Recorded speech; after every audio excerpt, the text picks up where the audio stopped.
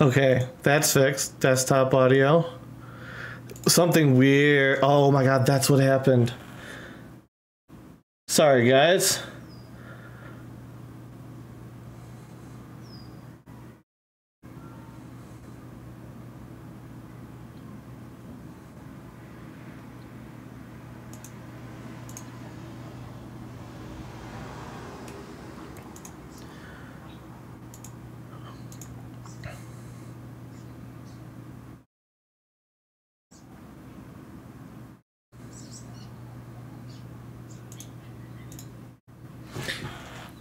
I am so sorry. I don't know what this how to.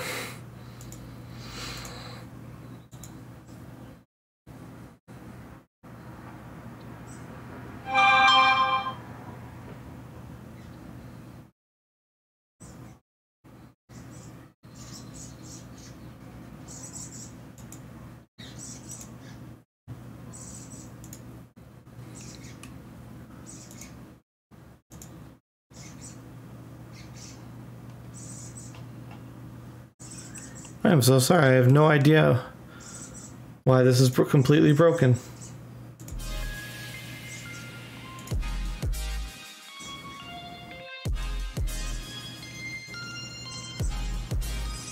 Oh, I think I know. I know exact. Oh, God. Okay, I can fix it.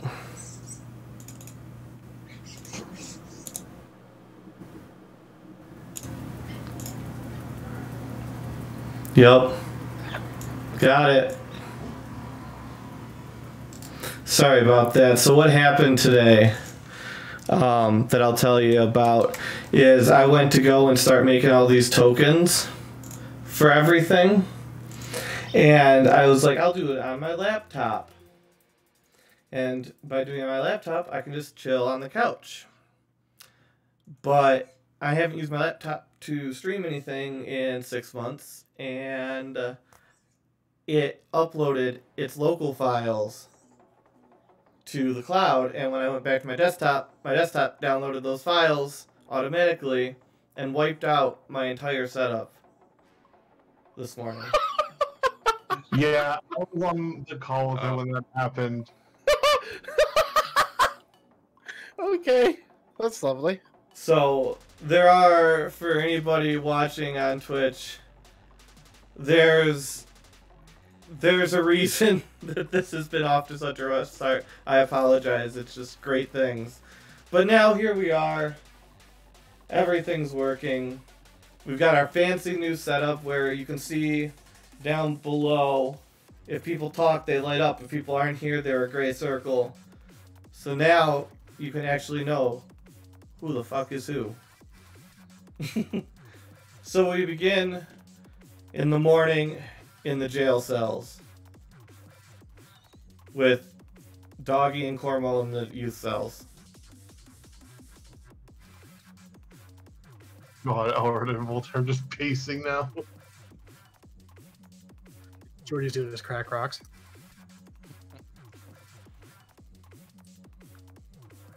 Dog is just preparing spells. Oh, so what is he gonna do? Well, there's plenty that he's gonna do. Oh no. Nothing bad. Good to know you had something to heed my advice there, Thalrak. Might as well do something that might give us a better chance. It's only going to come up if somebody tries to, you know, do what I would do, understand?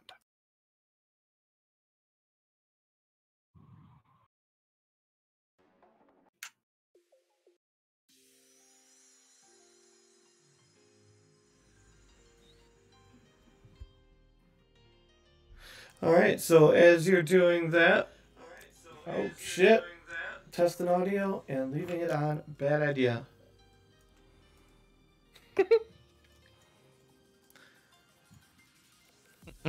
Shapira shows up, bunch of guards show up, they lead you all out to the courtroom, where you should all already be placed. Also, thank you for 2 years, more than 2 years. There's an echo? There's an echo? Oh, is there an echo now? I think, okay, I know what that was. Again, wow. So many things you take for granted when you never have to fix them. So we are in the courtroom. You guys are all walking in or being walked in and unchained to go sit in your seats. You've got a jury over here. You've got Hockey, also known as the Hockey Towner. Say hi, Hockey. Greetings.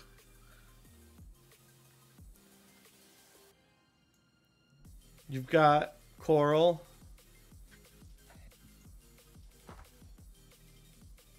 Say hi, Coral. Hello. Well, why am I here?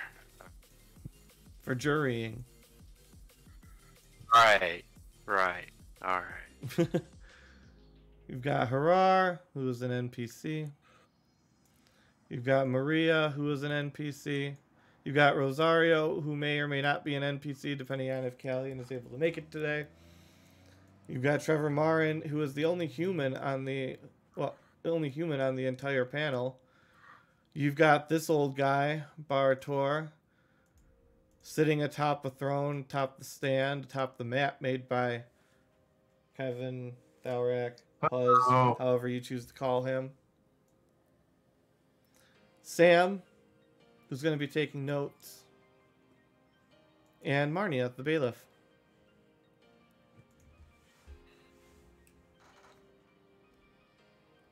Please be seated, says Barator. Okay. I'm 100% going to need assistance with proper stages as we step through this. You'll start with prosecution's opening statement. Alright, so prosecution is Brynwyn Toriak, also known as Ariva, or my wife, Andrea, Nova Kitten, Lady Meta, however you choose to go by. You must make your opening statement.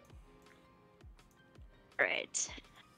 Also, Ladies and also, I forgot. I am going to, in interest of we had to cram to get all this in, give the quick overview of what happened, just the facts. If I am skewed, you can feel free to call me out and I'll correct it because it's supposed to be impartial. J Gigs, Alvin, anybody else? So, I'm just giving a 20 foot level, but if I have anything skewed, just you can call me on it. Voltaire and Cornwall went to get a cow because they needed milk. There were no cows. They went to get a goat. They Point of inquiry here. This will actually taint the jury because they're a finder of fact and they're not supposed to know what's happened. Oh, okay. Then Andrea, tell them what happened. Good luck.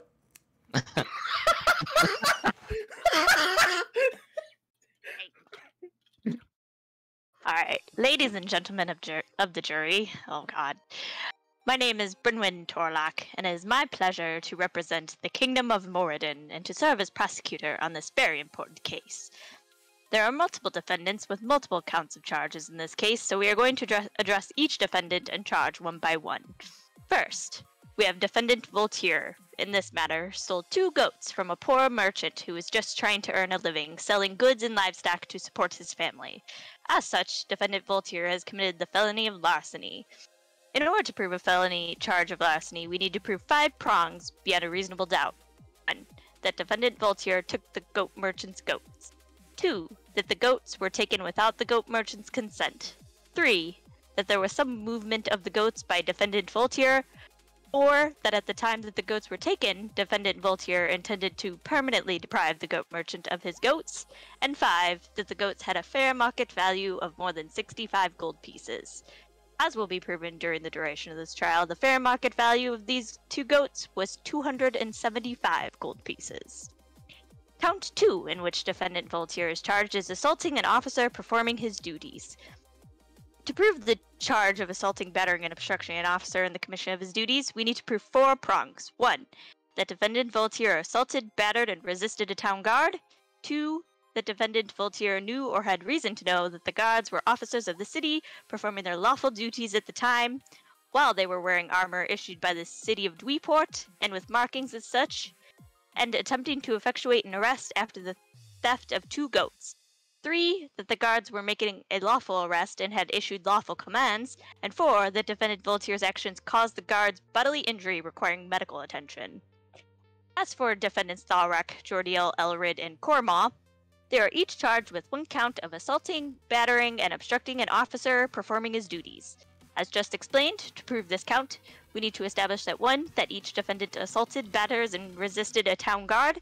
2. That each defendant knew or had reason to know that the guards were officers of the city performing their lawful duties at the time, while they were wearing armor issued by the city of Dweeport and with markings as such, and attempting to effectuate an arrest after the theft of 2 goats. 3. That the guards were making a lawful arrest and had issued lawful commands. And 4. That each defendant's actions caused the guards bodily injury requiring medical attention. While defendants Thalrak, Jordiel, Voltaire, and Elred are being charged as adults, as they are legal age of adults in each of their respective races, Cormal is going to be charged as a minor, as he is under the legal age of being charged as an adult and will be sentenced as such by the judge in this case. We will call multiple witnesses to establish these prongs, and at the conclusion of this case, and after you have heard all of the evidence, we are confident that you will return guilty verdicts for each count and for each of the defendants in this case. Thank you.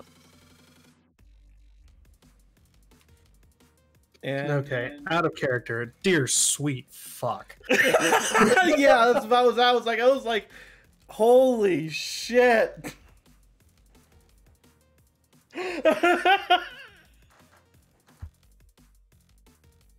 All right. So Jordy will stand from his seat. I'm gonna switch real quick to off push to talk, so I don't have to keep holding control.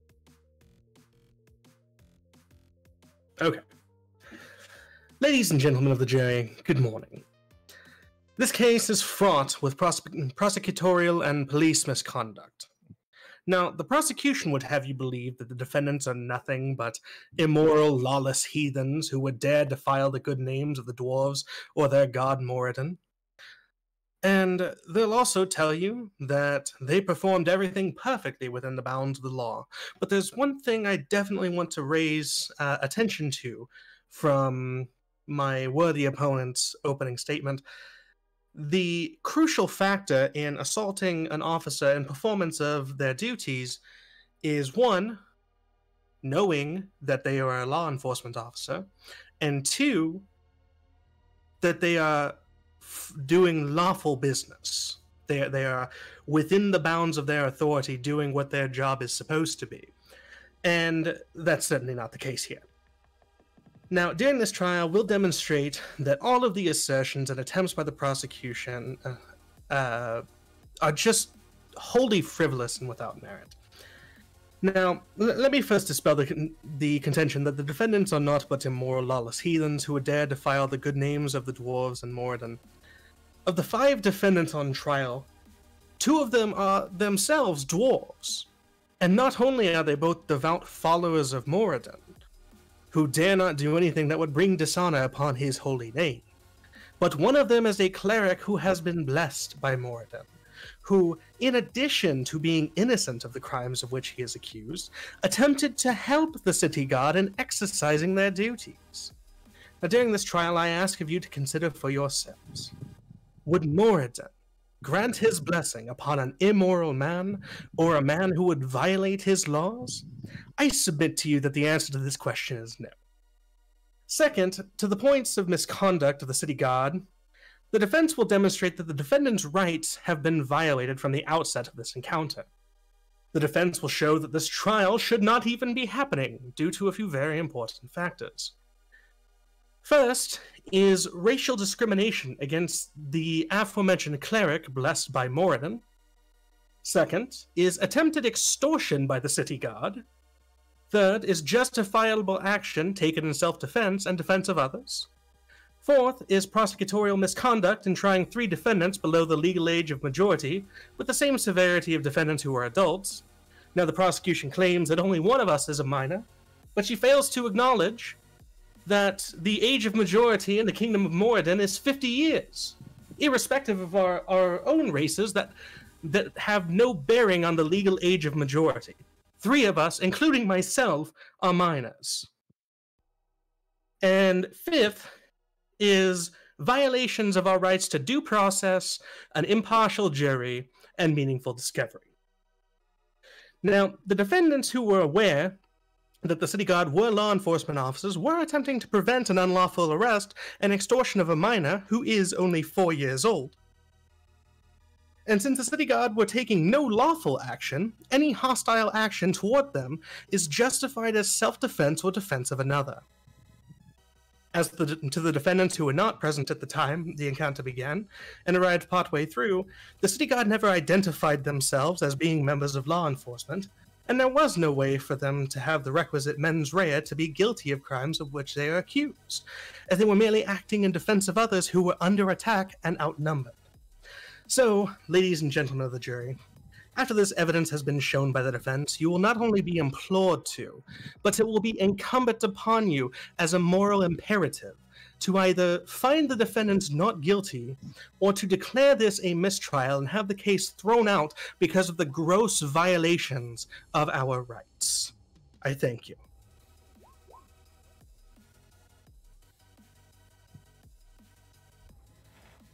And Jordy will sit. All right. So we'll turn real quick to Tharak, Voltaire, Cornwall, Elred, and Jordy can talk real quick as an aside. I'm just gonna sit there. I mean, Jordy knows that Jordy knows that he has a zone of truth ready, so he's not gonna like try to step out of line or anything like that. He's just gonna let the court proceed. Elred's gonna make a point of taking his symbol of Moradin from like around his neck and like making sure it's visible over his like clothes and beard and whatnot.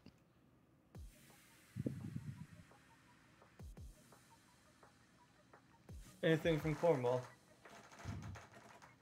What can Cornwall do? He's 4 years old. He doesn't know any of this. Cornwall has a headache.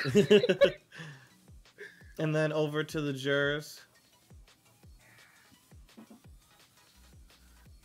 And Trevor Marn goes, have any of you met these before? This group?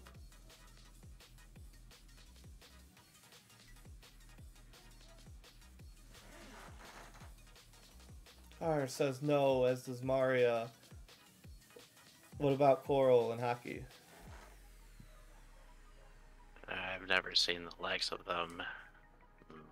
Goat stealer. No, I don't know them. Well, it seems I have the advantage on you then. And we'll move back to whatever the next section of court is. So that's going to be witnesses. And prosecution will call its first witness, Goramond, the goat merchant. Okay, 1 second. I gotta go get Goramond.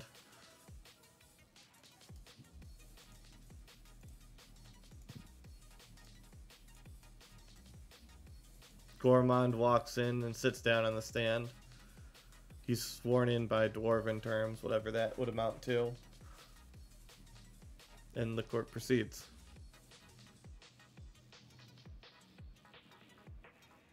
Mr. Goramond, could you please state your full name for the record? Just Goramond. Thank you, sir. And what is your occupation? I'm a bit of a merchant. And what type of goods do you typically sell? Usually livestock and grocery. All right. And how long have you been a merchant of livestock? Oh god, at least, I don't know, last quarter of whatever a dwarf. How long would a quarter of a dwarf's life be? I don't know, how old is he? They die at like 350. So. They die at like 350.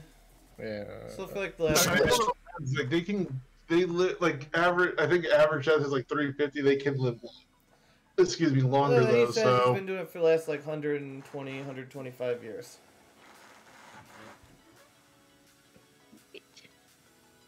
Now, could you tell me a little bit about what happened on the date of this incident? So, that dragon man over there, he points full tear, and that little dragon man over there, and he points at Cornwall, came in looking to buy some goats. Now, I've got 2 of probably the last 10 goats in the city. So, of course, they're a bit more valuable. Anything that can produce food and all you gotta feed it is grass, pretty valuable around these parts. So we come to a deal. I've been stuck in this city so long. I wanted something different. So the little dragon offered a trinket and 250 gold instead of the 275 that was the asking price. The dragon wanted to see the big one around back to see the goats first. Next thing I know, he was booking it down the street with my goats. And I called the guard. All right. So at that point, the defendant Voltaire obviously did not have your consent to take the goats. Correct. I had not been paid. All right. And did you see what direction defendant Voltaire had taken the goats? We're going to assume that up was north on that map. So north, up through the market.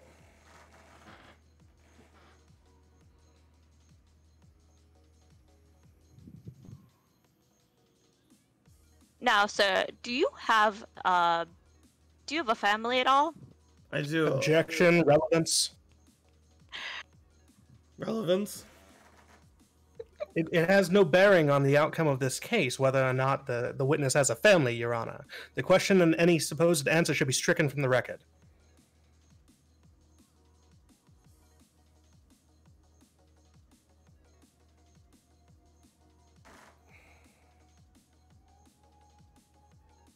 I did not prepare for the mental gymnastics that I was going to need today, did I? So whenever there's an objection, the person making the objection will state why they're objecting. The other party can choose to try and substantiate their argument, and then the judge will decide either sustained and the objection stays, or overruled and the person who objected gets told to piss off. Yeah, I got that. I didn't prepare for having to make these decisions.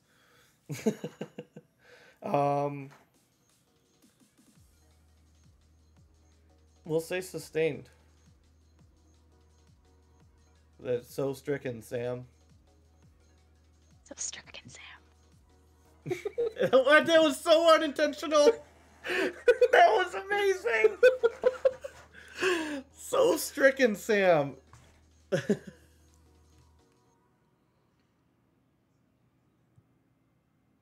right.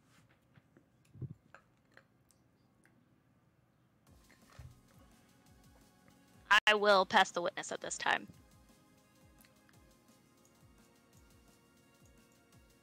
Defense?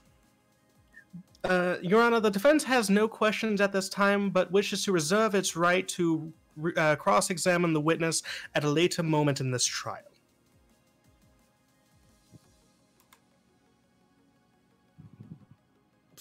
I don't know what else to say. Yes. So witness is excused. Witness is excused. Please call your next witness.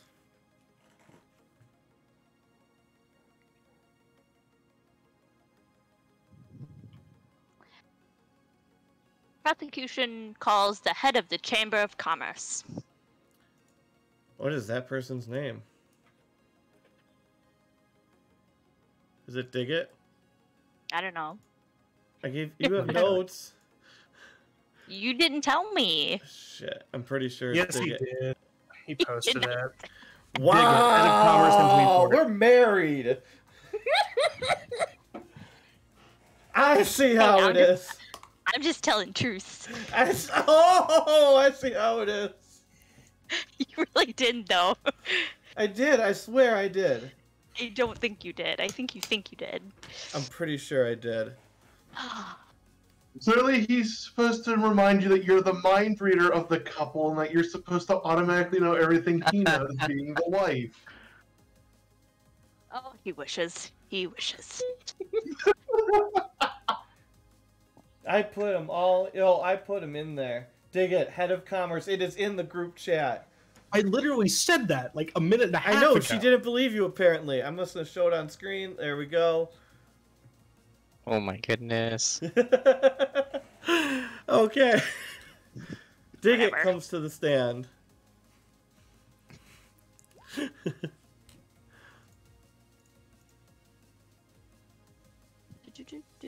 Hold on 1 second.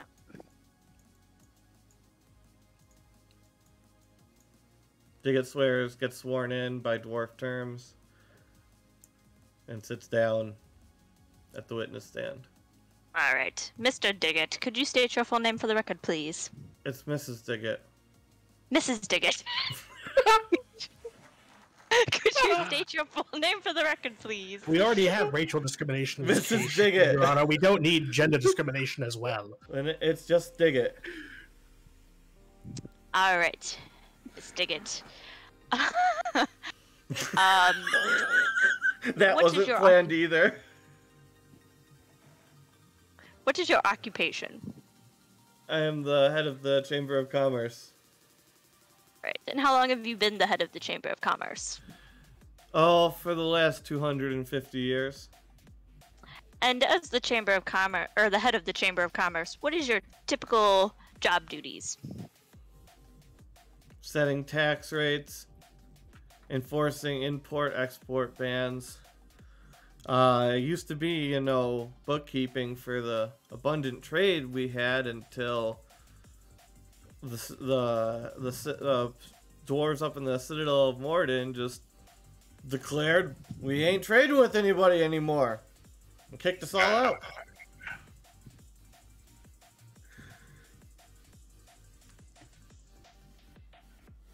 Let's see.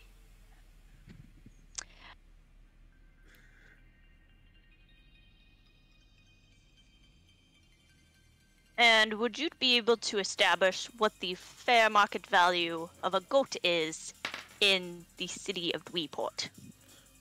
It fluctuates. It's been rising of late. I know last week we had one sell for $255. I think there's only about 10 left in the city. So there are individuals that are purchasing goats for approximately 255 gold pieces. At least one individual. I'd have to look in the records for anything more. Now, on the date of this incident, what would you estimate the fair market value of a goat to be? Objection, Your Honor. Calls for speculation.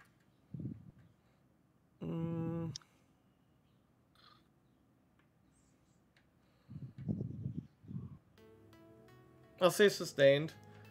And thank you for the host, PGA. So stricken, Sam.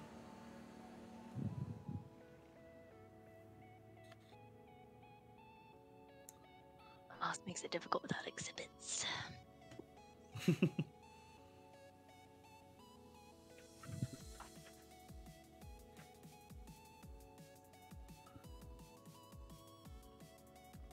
Bring in the codes.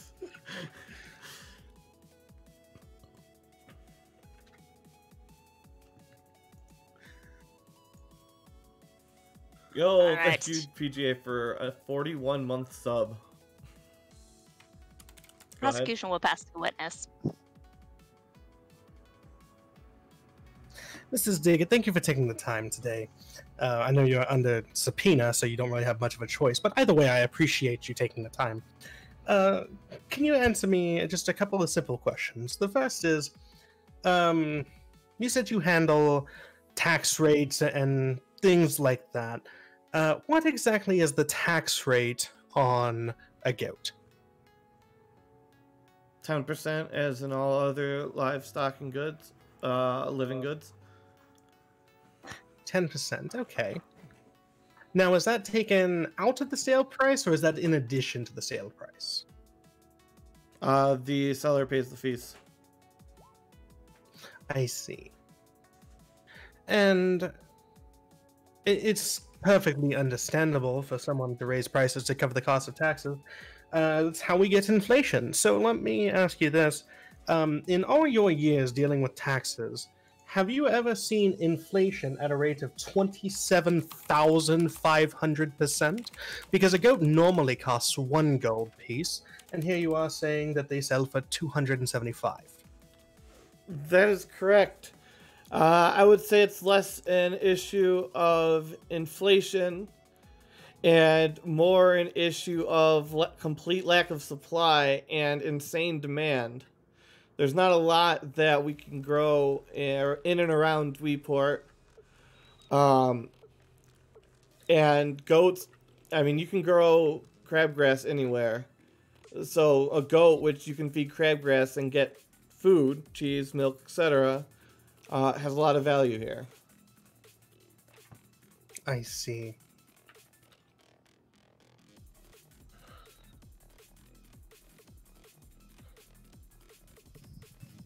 Citadel School of Economics, years, whatever, 250 years ago from today was. Next question, Ms. Diggett. Do you recall at any point leading up to this trial, since yesterday, when the incident occurred, being deposed by myself with Ms. Torlock present? We actually, out of character, we hand waved that because neither of you guys had time. Well, I didn't even know this was going to be a witness until literally this morning, so. Oh. That's true. Okay, and I would like to state for the jury that the right to depose witnesses must be given to both parties so that they have an idea of what that witness will say on the stand. We were deprived that right by the prosecution because we were not informed until moments before the trial that this witness was going to be called to the stand. This is a violation of our right to discovery, and just one piece of evidence of the prosecutorial misconduct in this case. Your witness, Ms. Torlock.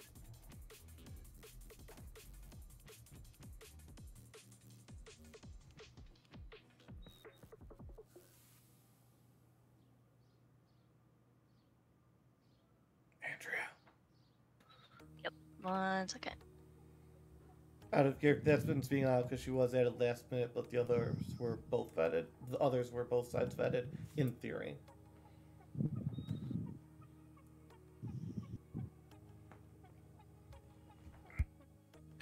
Witness is excused.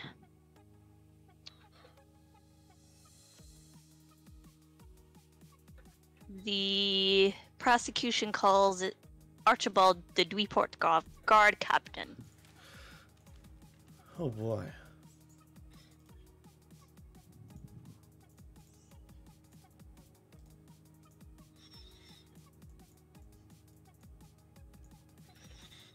And Archibald takes a stand and is sworn in via proper Dwarven custom. And you may continue. Archibald, could you state your occupation for the record? I am the head of the city guard. Now, were you involved in the incident that we are here about today? I was one of the first 4 responders. Now, could you tell us a little bit about what you recall happening? The shopkeeper was calling for the guards for theft. As we arrived, we saw the orange-bearded dwarf on the defense side chasing after the blue dragon man. Voltaire's white. White dragon man. Sorry, I was judging based on your picture. And that little kobold sitting at the scene of the crime. And the dwarf ran off into the alley with the Dragonborn and came back without him. We attempted to take into custody the kobold in order to be tried as a minor for the theft of the goats. We did, and we probably shouldn't have, because we could lose our jobs. Offer to just let them pay the shopkeeper and then let them go. My boss is gonna kill me. And they declined, and then the dwarf would not allow us to take Cormal, the kobold, into custody. And he smashed down his hammer into the ground, and it cracked the street. And we've seen enough of his kind to know he's dangerous, and we had to actively defend ourselves. That statement is blatantly racist. I demand it be stricken from the record immediately. Denied. I demand this entire case be thrown out for being a racial farce. I see no such problem here. You see no problem with the witness referring to a defendant as one of his kind, Your Honor. Yes, the dwarves from the Citadel, who are obviously much more powerful than any of us, which is why we're stuck down here. That has nothing to do with the facts of this case, Man, I was one of the best judges in the entire Citadel, and just because I have a little bit of human in me, they send me down here. And did the defendant to whom you're speaking, or about whom you're speaking, actually send you down here? Or was it perhaps possible that he was out of the country for 50 years and not a part of that at all, and you're letting your racial bigotry interfere with your ability to deal with this case? I request, and nay, I demand a recusal at this moment. One second, I had to close this window because motorcycle sound.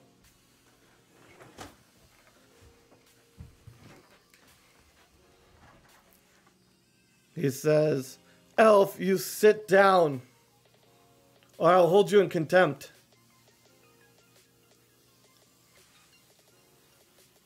Jordy actually never stood up. Okay. Well, you be quiet, or I'll hold you in contempt. That is the end of this discussion.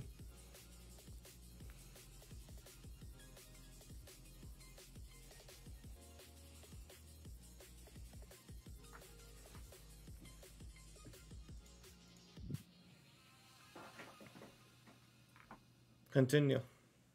Were you finished with answering the question?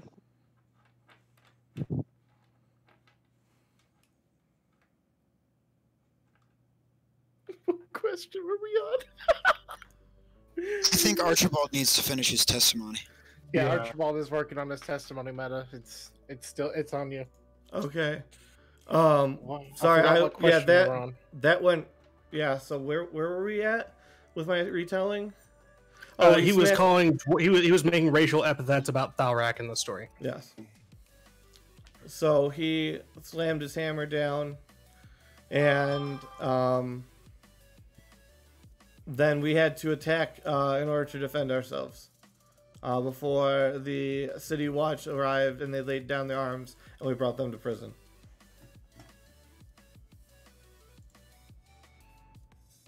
Now, when the defendant Voltaire when you saw him running away, did you see him have anything in his hands or arms at all?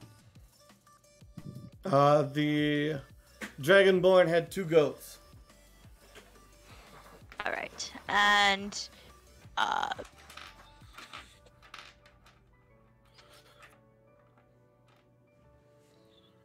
you and the guards that were with you, were you wearing town armor or anything that had the city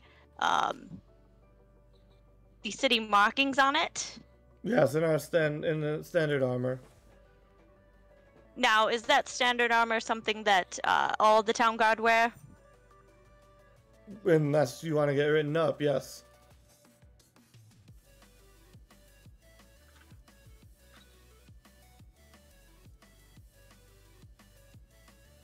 And following the... Can I object to this on the grounds that Meta never described that they were wearing armor with visible markings that they were in the guard? I mean, I did refer to them as the city guard when I told you who they were. I mean, we can get rid of it. I kind of assumed it, but I mean, I'll let you guys as a party decide that. Well, the only reason I say that is because, like, thinking out of character, Jordy would not, or thinking in character rather, Jordy would probably have acted a little bit differently if he knew he was up against guards. He probably would have tried to do a little bit more to assess the situation than just try to help Thalrak and Cormal. He'd probably figure out why they're in trouble with the guards. I can't speak for Elrid or Ikarath, but that's kind of where my head's at.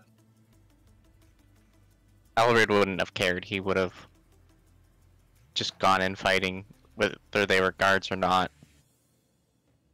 But in all fairness, he didn't know they were guards when he got there. I'll allow it for waves 2 and 3 because they would probably have been off and you never really interacted with them.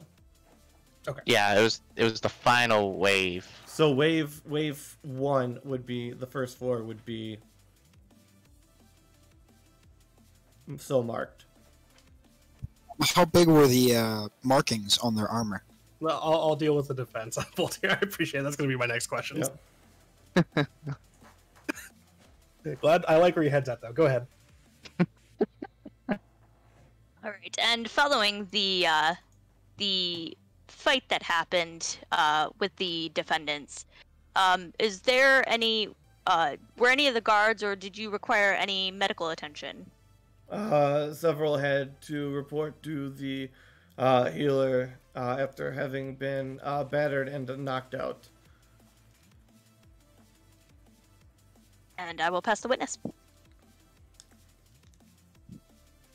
Oh, joy. It's not every day I get to interrogate a racist on the stand. 100% in character, by the way. Oh yeah, I'm like I was like about to say, out of character. There is shit going on in here that makes sense for all of this. So this is not. I'm just going to object to badgering the witness. You can sustain that and have it stricken. But no, I do want to make a certain out of character. Everyone's good where we're at. Oh yeah. Yeah. Yeah. Okay. Tarek's just biding his time. All right. Yep. Just making sure. Continue on. All right. Now, Archibald, you said that you encountered the defendant Voltaire running away with goats, being chased by defendant Thalrak. Did you have any interaction with either of the defendants during that initial contact when they were running by? We did not. We just saw them running by.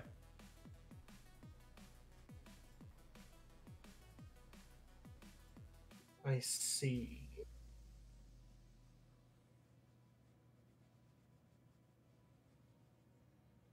One moment. Out of character. Oh my god, you don't know how many times we've reviewed the frickin' tape for me to know that answer off the top of my head.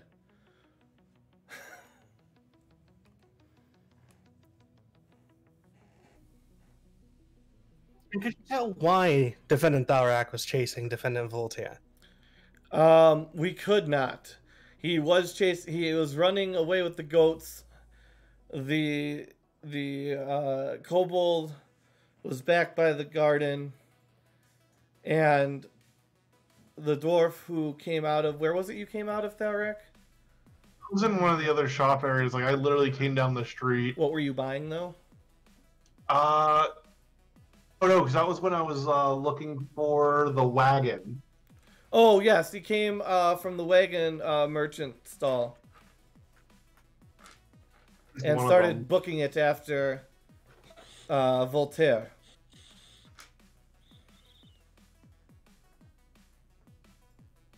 I see. And then you had another interaction with Thalrak after that, did you not? Correct. And what did he tell you during that interaction? He told me that Voltaire was getting away with the goats. Now, your oath is to tell the truth and the whole truth. That's not the whole truth. What else did he say? Out of character, I don't freaking know. Thalrak? Or, I mean, you can... He knows where he's going. He knows where he's going. Oh, yeah, go ahead and, yeah. And said, you know, I know where he's going. Go do your job. He's going to this tavern more than likely. That's what he says, or something very similar. So it almost seems like Thalrak was attempting to assist you in apprehending Voltaire. Is that correct?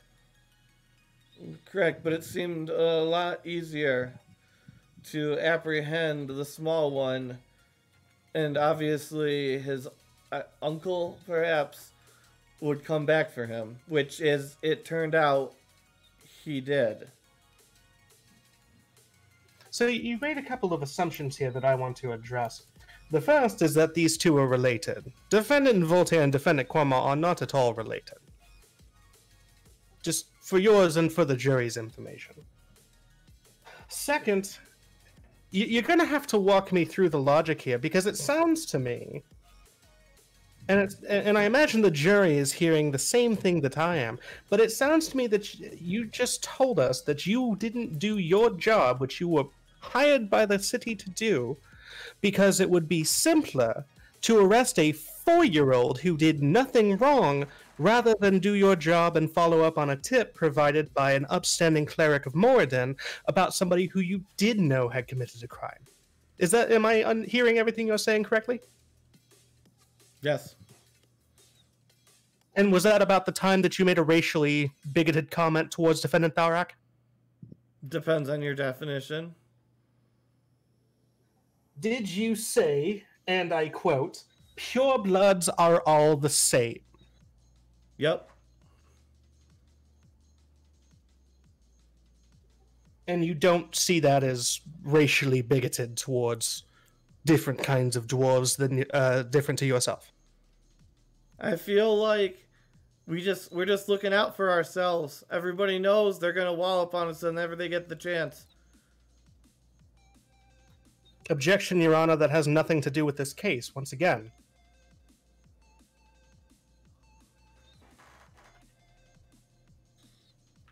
I request it be stricken from the record, the witness's comment.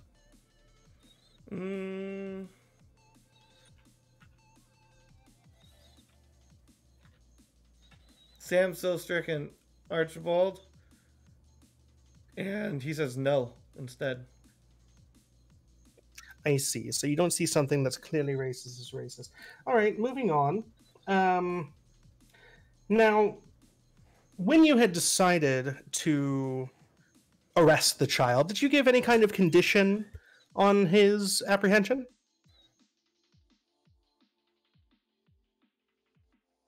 One second, Andrea's thing died. Okay.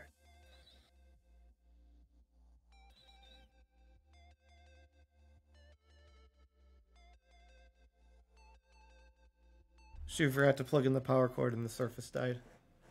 Oh, feels bad. Just let me know how far back I need to go. Yep. All right. We'll go over to Thalrak, Voltaire, Cormal. All right, and J Gigs as an aside.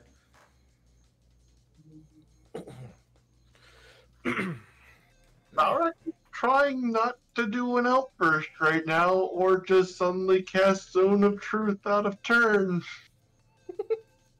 So out of character, well, I guess in character, both.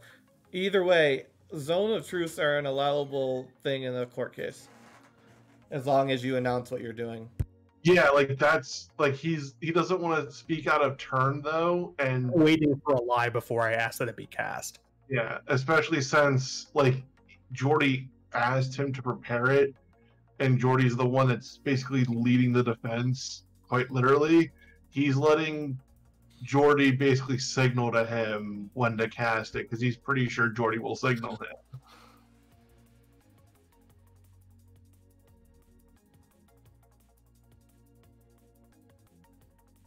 Sorry. One second, I'll be right back. I have to go troubleshoot the headphones.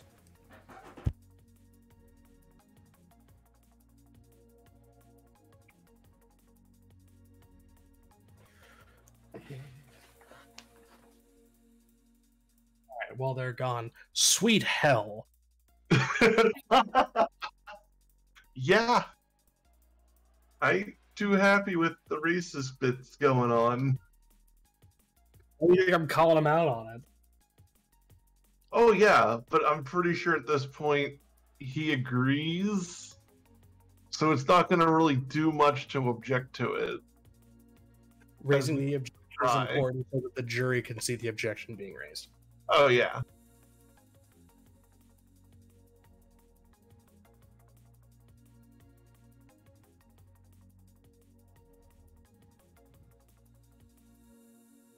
How are our jurors liking the case? All right. Andrea, can you talk? Yep. Okay. Can you hear me? Everybody Yes. can hear everybody? Yeah.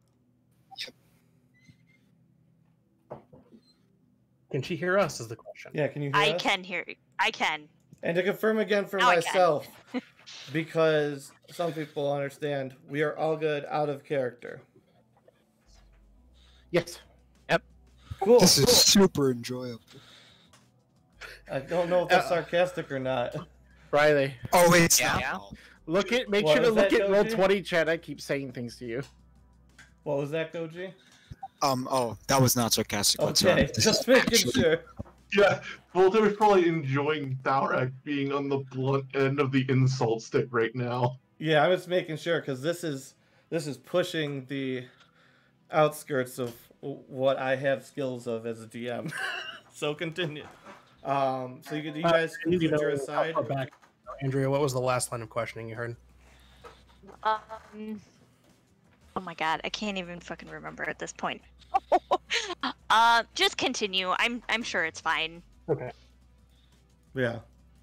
Now, after you made your blatantly racist comment, was there, and you were addressing whether or not to apprehend the literal minor, the 4-year-old child, did you give any conditions on that apprehension? We said that if they were to pay the shopkeep the agreed upon price, that we would look the other way so that we didn't have to take them in. I see. And did you at any point see defendant Cornwall commit a crime? Specifically, did you see defendant Cornwall take the goats or assist in taking the goats? Because I'm fairly certain that defendant Cornwall just stood there because he had no idea what was going on. The shopkeeper told us that Voltaire had gone behind with Cornwall. Voltaire had taken off with the goats, and Cornwall had just frozen and stayed behind. Now, so you're literally telling me that he did nothing wrong because he didn't try to steal the goats. He didn't run. He stood there because he certainly wasn't expecting Voltaire to steal the goats. He was an accessory. How was he an accessory? He didn't assist. He was integral in the deal made between the shopkeeper and Voltaire. He actually supplied his own wares for that transaction, thus being part of what was some... I don't know. I can't wager to guess what the thought process was, and I won't. But they went in together, struck a deal together, went out back together. It seems a little hard to believe that he wasn't in some way involved, therefore being brought in under suspicion of accessory to that crime. I see. And who attacked whom first? Well, out of care, I have no idea who actually struck first. Guards. The guards hit first. I know the guards hit first, but I don't know specifically who. It was the one that Hunter's marked. She rolled a natural 20 and got 2 turns. I have to double check. Yeah, whoever that was, struck after she was clearly threatened by Thalrak.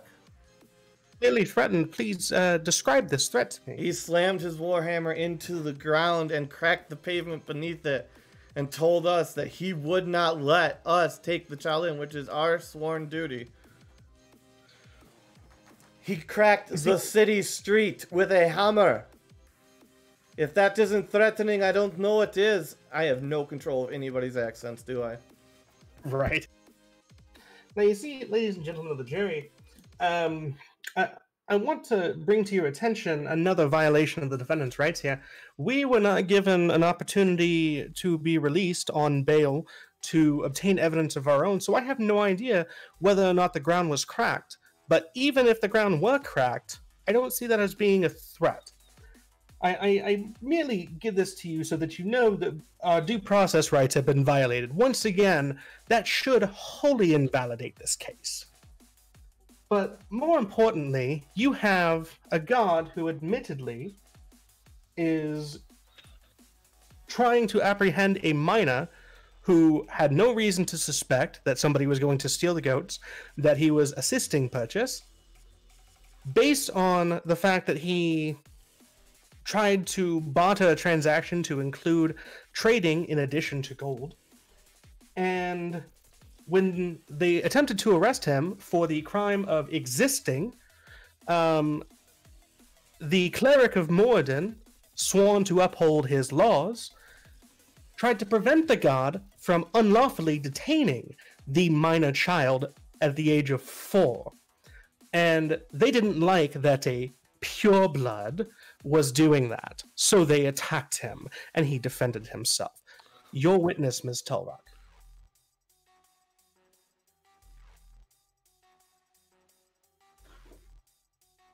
Prosecution will call Mavak the god.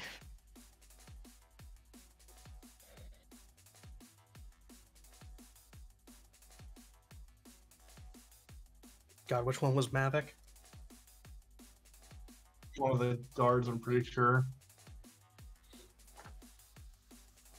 In the conflict. I think he was like around one of the alleyways or something, and Elred came and knocked him out.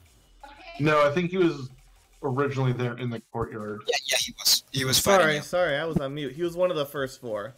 Only the first 4 are on the witness list, because that's the only people I've prepared. But he is just one of those. He had no special conversations or anything outside of combat, as far as the video is concerned. By the way, for the person who attacked first was Jellica Dimson. There you go. That was the first person who attacked. Jessica Dimson. All right, so continue. Witness sworn in. Yeah, sorry. That's okay. All right. Mivak, could you state your occupation for the record? I am a member. Sorry, that's a guy. I am a member of the city guard. All right, and were you involved with the incident we are here about today? Oh, I was. And could you tell me a little bit of your version of what happened? The guard captain got his statement from the shopkeeper, came back, told us what had happened, that we needed to apprehend the kobold as an accessory, and Thalrak seemed to get agitated that we were insisting we take the kobold in, and upon threat to our persons in the form of the hammer being slammed into the ground and cracking the pavement, we naturally attacked first to minimize the threat to both ourselves and the surrounding public. All right, and when you're when the is it chief or captain? Either. Okay.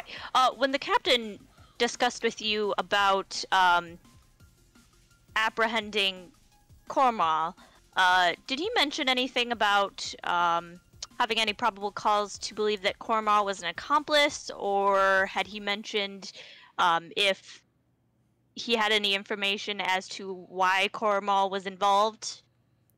Because he had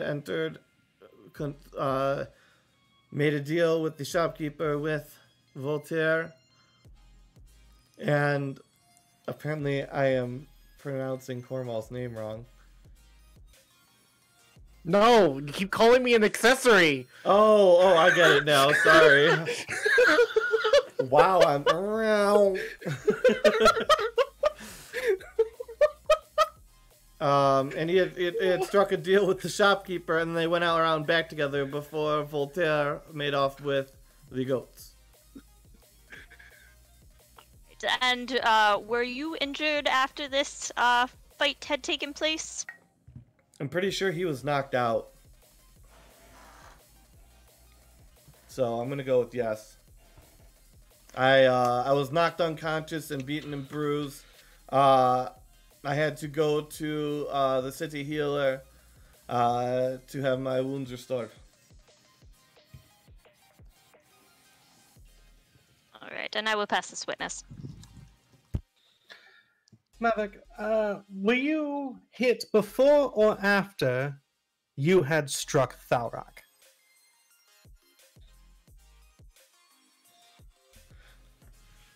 I'm going to assume after here, so he's going to say after. You're correct, that's why I'm asking the question. Yeah. So what you're saying is Tharak was defending himself and Cormal. Excellent. Next question. Did anybody attack you with lethal force? I assume not, since that's why you were alive after being knocked out. We were not. Uh-huh. And you claim that you had probable cause to believe that the minor child was assisting in the theft of property when the minor child had negotiated the purchase price and was comfortable with the purchase price. Is that correct? Correct, as had Voltaire. I see. And when he didn't run, you didn't take that as a clue that he had no idea what was going on? We assumed he froze. Yeah, he was. Yeah, it's the court system to sort it out. You understand what happens when you assume there, don't you, Mr. Mavic? You have to make assumptions every day as a city guard. If you don't, No, you're as dead. city guard, you have to act on reasonable suspicion and probable cause, of which you had neither. Isn't that right, Mavic? I do believe going in with Voltaire, striking a deal with the shopkeeper, going out back with Voltaire, and then Voltaire stealing the goats.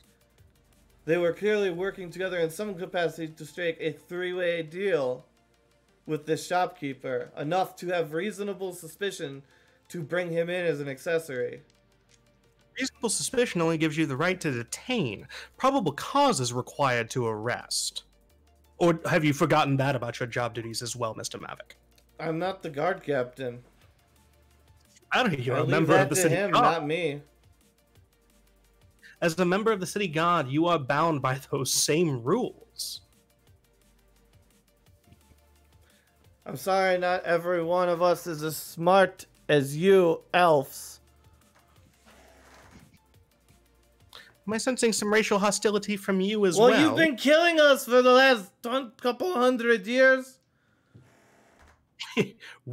First of all, I've only been alive 28 years. I'm a minor in your country. Second of all, I was born in the city of thieves. Now the city of, what is it? The city of mercenaries? Or is it Alvindria? I can't remember the We name don't of it. even. Well, by this point, I don't know what's gonna happen Because you have only done one day. Yeah, we need to do some Discord catch up on where we're at with some of that shit. This is the furthest west I've been in my life. I've never been to the Elven Nation. So you can take your hostility and shove it back up your ass. Waiting for Andrea to object to that. Was that in character? That was all in character. Yeah. Okay, I am going to object to battering the witness. Withdrawn, Your Honor. But withdrawn so my stricken. comment about shoving it up his own ass. I will leave, however, ladies and gentlemen of the jury, the fact that Mavic is admittedly not aware of his own job duties and believes that reasonable suspicion is enough to imprison you, and also believes that it's reasonable suspicion that you've committed a crime if you enter a location at the same time as somebody else, and they commit a crime, and you don't. Your witness, Miss Torlock. Oh, also, Jordy, when you're doing questioning, you should move your token. Oh, sorry. Let's have one follow-up for Maverick. All right, and just 1 second. Out of character, to the jury members here, you guys get an additional third option as a solution just because we've bent some of the rules of process to fit into a D&D episode. You can judge guilty, not guilty, or throw the case out because something was intrinsically wrong with the case. Like a judge would do.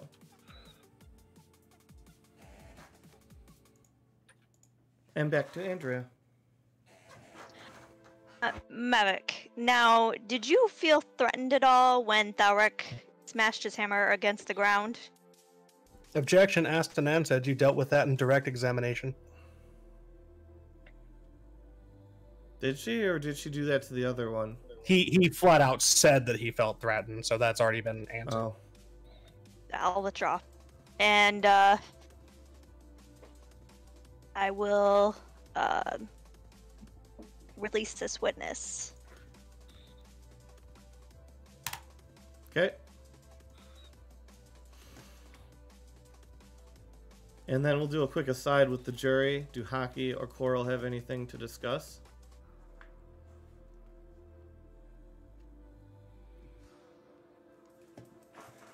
All right, go ahead. Nothing at this time, but Hockey down there? They're all gonna burn! No, not at this time either. excuse me, I was dozing off and on there a little bit. I just woke up. Need a drink after this. If we had any.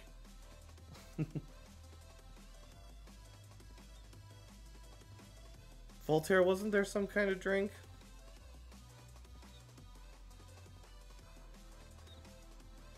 Voltaire.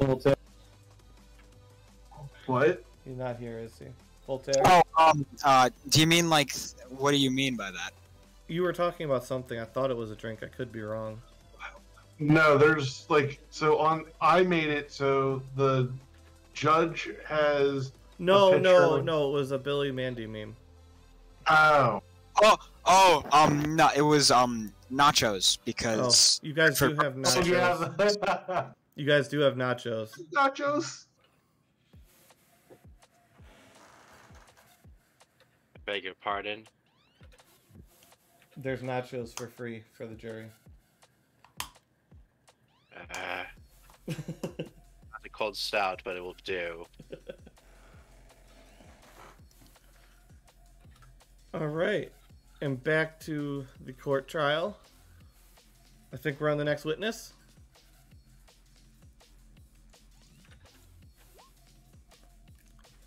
I'm going to rest for witnesses at this time.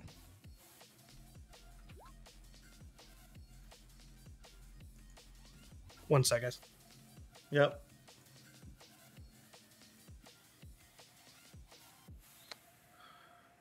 So also, out of character, Andrea, it does appear Jordy is underage. 100 is an adult as an elf, and Jordy's a full-blood elf, so therefore he's a minor. It's okay. I'm going to use that against you here in a minute. I mean, it's not super fair to Andrea.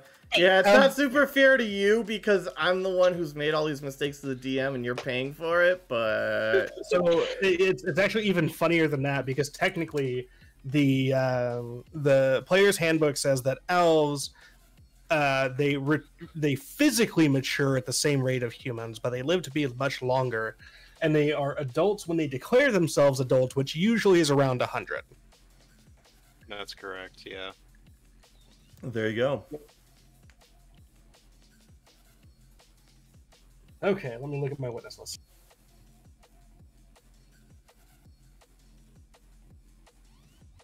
The defense calls... Also, real quick, I just want to say nobody has noticed anything weird with the jury. I feel like your characters might have. I mean, are you talking about Trevor? Yeah. I'm waiting. I'm going to address that in closing statement. Okay. Did you know the first thing I typed into chat I was haven't been able to keep up with that. Cornwall resists the urge to wave at Trevor because he knows him. Oh, good. I'm glad. I we're haven't been able to fully keep up with aware, but that. Jordy's not bringing it up till closing statement. Yeah. Cornwall wanted to go say hi, but he's not allowed to. All right, so continue. The defense would like to call as its first witness the defendant, Cormal Kindeyes, accompanied by his guardian, Thalrak Magmaforge. Huh? And he's going to come over to Cormal and say, Cormal, it's okay. Just follow Uncle Thalrak. Everything will be fine. Thalrak's gonna wait at the start of the table and the end there until Cornwall's ready, and then just walk him to the stand.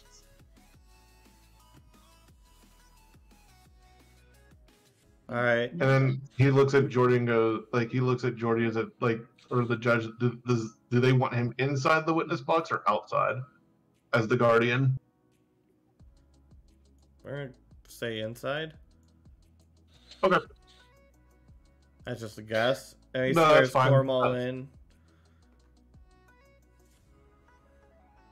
Now, Cornwall, do you understand the oath that you took to tell the truth here? Yes. Okay. So you understand that everything is going to be fine as long as you're completely honest with both me and Ms. Torlock, right? Okay.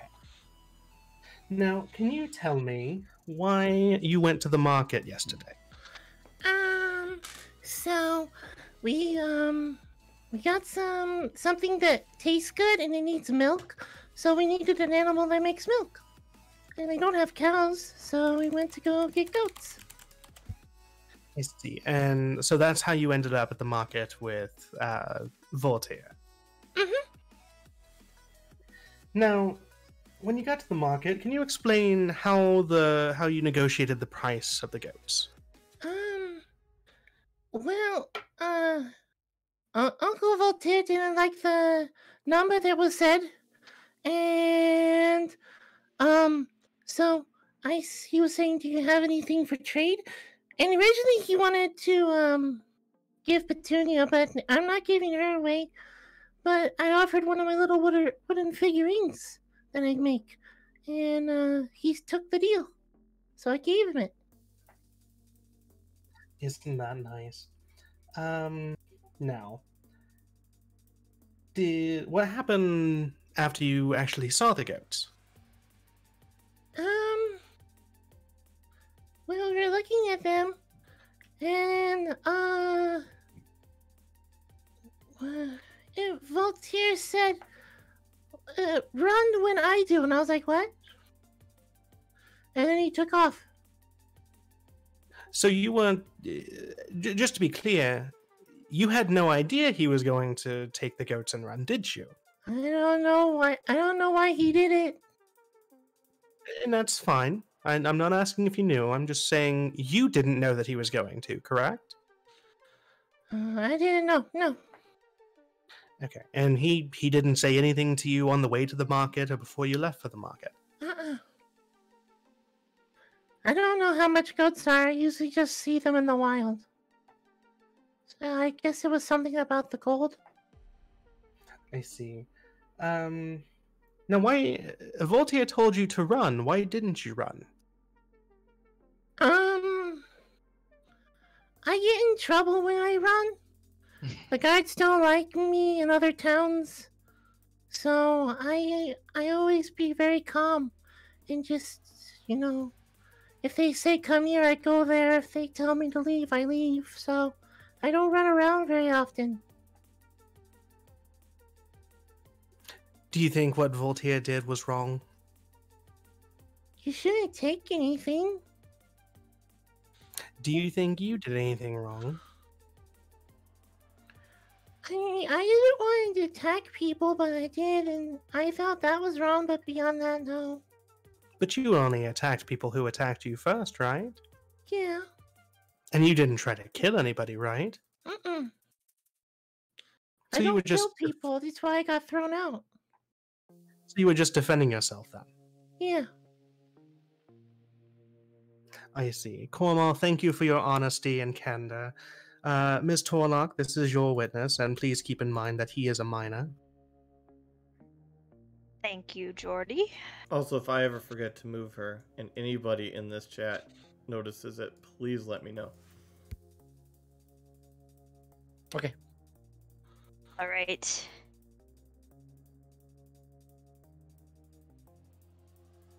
All right, Cornwall. Now, after your uncle Voltaire said that he wanted to give the merchant Petunia, did he say anything to you specifically about Petunia, or what would happen after that?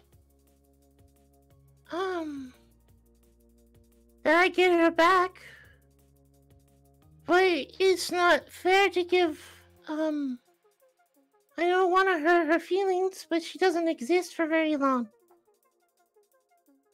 Alright, now, do you know why your Uncle Voltaire said that you would get Petunia back? No. I mean, I know why, because she'd eventually come back to me, because that's how it always happens. Could you explain that a little bit more to me? So Petunia is kind of here right now. I can't see her, but I know where she is. But I can only bring her here for a little bit. After that, she goes back to a different plane of existence. I think that's what I was told. I don't remember. Okay, and that's okay. Now, when you, let me see.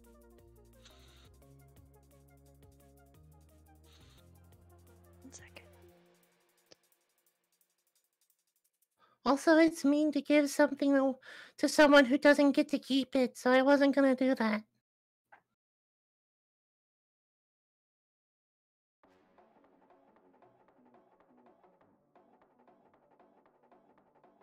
All right. Now, when the fight happened with the city guards, did you know that when you were fighting that there was a possibility that you would do bodily harm to them?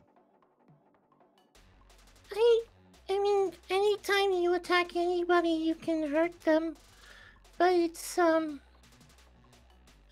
Uncle Falrak was getting hurt really bad, and I don't want to see him hurt. So one time it's like when I run into bandits, I just knock them out. I don't try to hurt them too bad. I just want to leave and go home and cry. Okay. Now, when you were fighting the guard, did you know that they were city guards? I assumed they were because they told me they wanted to take me to prison and I said I would. Okay. And I will pass the witness.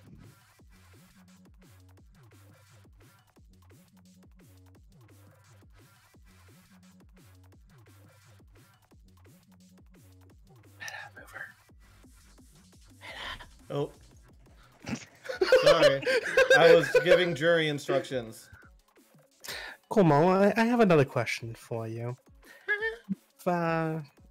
You said that you hadn't done anything wrong because you didn't steal anything, and you also mentioned specifically that you tried to prevent Voltaire from negotiating a price in bad faith because he was trying to use the benefit of Petunia.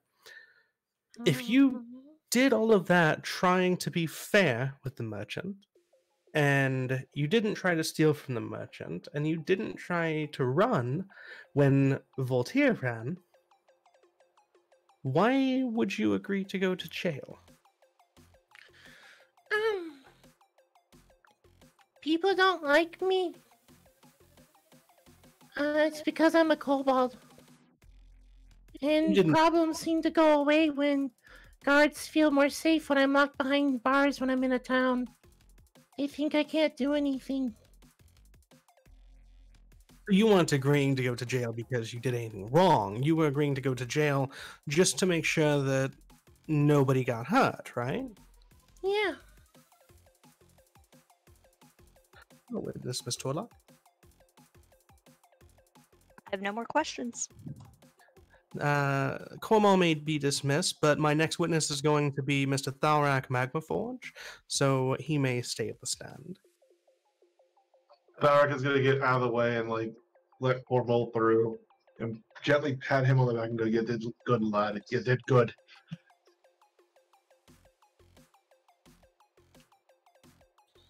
Alright, so they'll swear Thalrak Magmaforge in.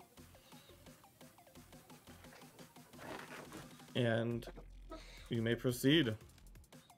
Thalrak Magmaforge. That is my name, but if you don't mind, if it would please the court, I could do a zone of truth to make sure that everyone in this seat knows that I'm telling the truth and nothing but the truth. That's allowed. Well, I mean, Jordy has to, out of character, Jordy, you have to propose it. No, Thalrak is actually Thalrak is actually proposing it to the court now. Oh, well, As a Jordy, you witness. would know out of character.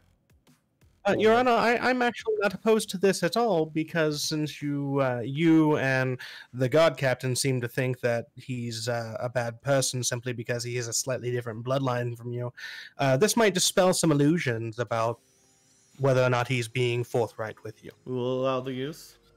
Thalrak raises his hand and he snaps it with the verbal command, and like his hand does like a little fiery spark.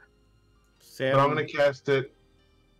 I'm gonna make the center point right there, okay. so it covers me, and like it's a 15-foot radius. Yeah. So Sam walks over, she casts a spell, and that radius lights up a little bit with like little sparkles. It's like just barely shimmery air, just as like a demonstrable thing for the court. Okay. And she says that it is in fact the zone of truth. Mr. Magmaforge, can you state your occupation for the record? I am a cleric, an honorable cleric of Moradin. How long ago did you receive your blessing from Moradin? God, since I was a wee child, I had the blessing of Moradin coursing through my veins. I see.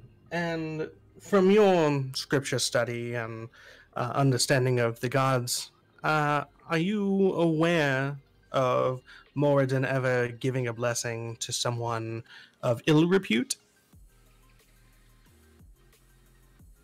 Not to my knowledge, no. I see. Now, yesterday, when everybody was at the market and we were dealing with this whole incident, why were you at the market? I was out trying to find some transportation for our group to hopefully go to the capital city, because we needed to go there for our next business venture. And when I encountered a hefty price to get up there, and not even fully to the city, I then started making my way through the city to find maybe someone else willing to go. And as I was walking towards the main market area, that is when I heard the shopkeep yell for the guards, and my instincts kicked in to run off to see what was going on. And from there, that was when I saw Voltaire running with the goats away from where the gentleman was yelling for the... I see, and you attempted to apprehend Voltaire, did you not?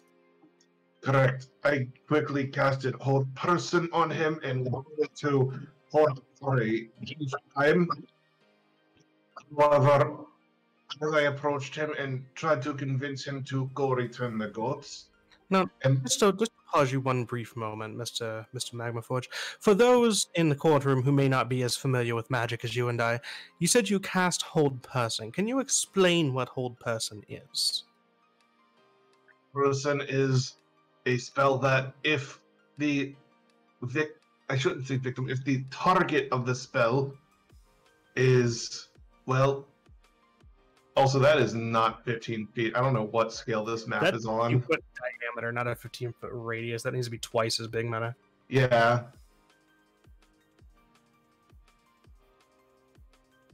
Better.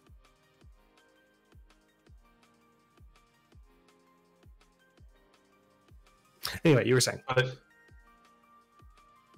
Yes, Hold Person is a spell that if the target is ill-willed to rebuke it, quite literally freezes them in place where they stand. And they cannot move for a short time or until I end it early. But it's not very long that I can hold them perfectly still. And about how long were you able to hold Voltaire? For about 1 full minute. And what transpired during that minute that Voltaire was unable to move? Part of that was me catching up to him, and then for the remainder of it, I tried to tell him that he needed to go back and return the goats, as well as give some money compensation to the merchant that he had tried to steal from. And from the conversation, he appeared to be cooperative to the idea, but almost after the spell ended, he proceeded to then run again away from me, and alas, my spell was not able to work on him a second time before he was out of range and out of sight.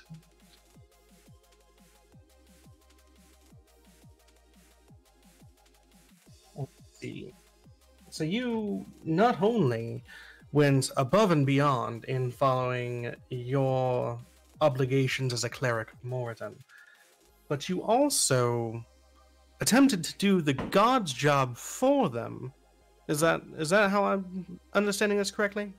Correct. I had thought that the guards were already trying to find him, or at least were going to run in the general direction of which he had ran from, if maybe the shopkeep had noticed, and sadly in the time that had elapsed, none had showed up.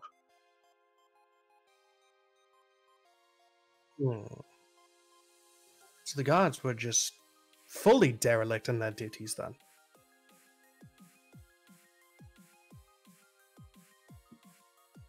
I do not know what they were doing in that time, but I would believe that they would have, at least one of them, came running around to search for the culprit in that time. Let's see. And after Voltaire got away and you came back, did you inform the gods of where he was going? When I had returned to the shopkeep to at least alert him of the situation, that is when I saw the guards harassing young Formal over there, and proceeded to then intervene and tell them where the actual culprit had run off, telling them that they would likely find him heading towards the inn that we were staying at. However, they did not proceed to act on that information.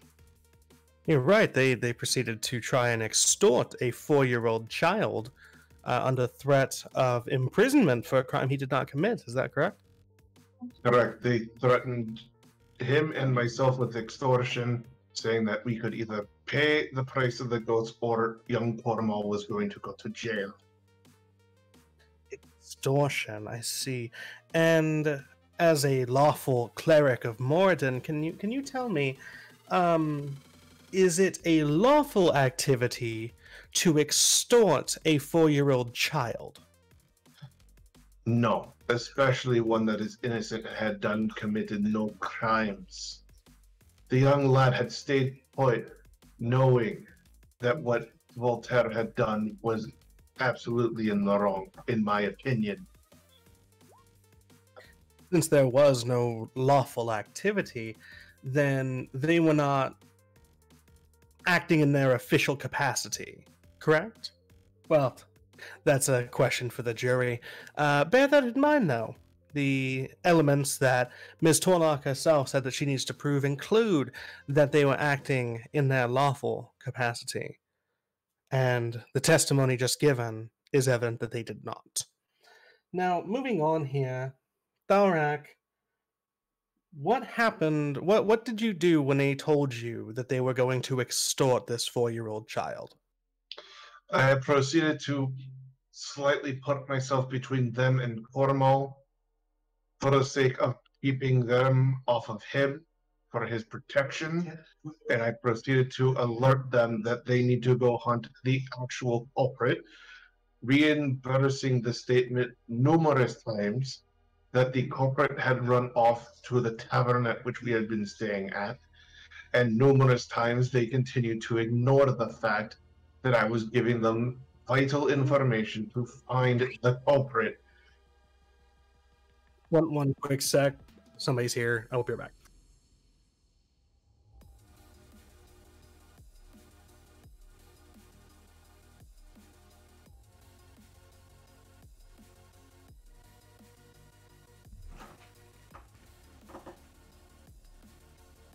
Sorry, I stepped away. This is a load of fun, though. Sorry, I stepped away for half a second. No, you're good. This is a load of fun.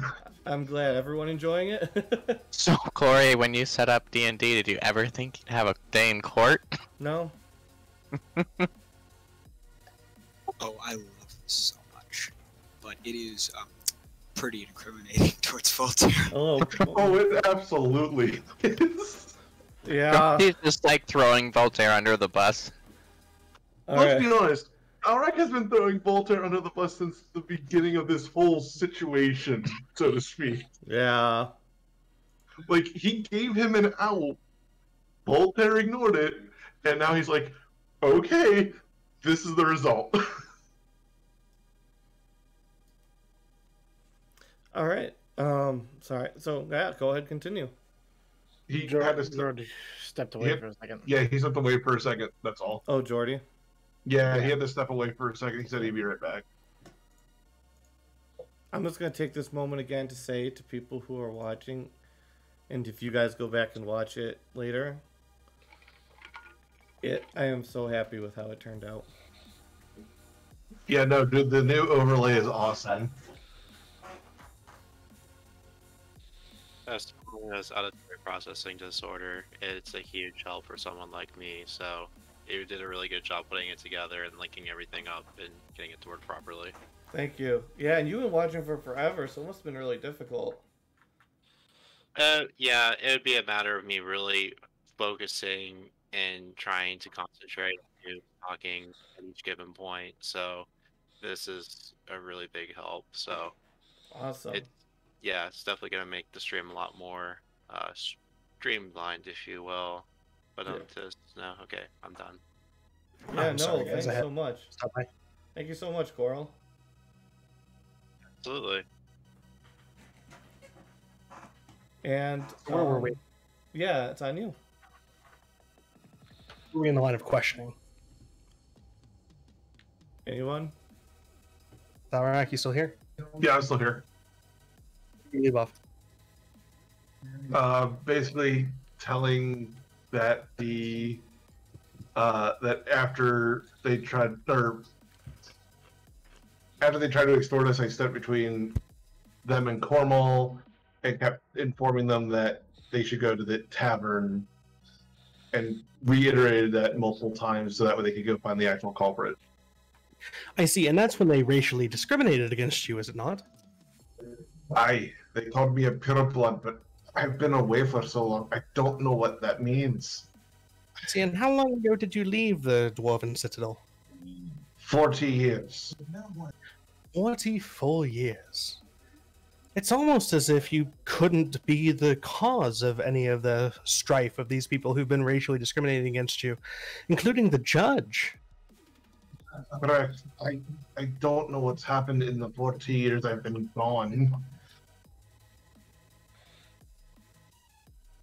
Yeah, and that's certainly not your fault. You haven't been here. Only one more question, Mr. Magmaforge, at this time.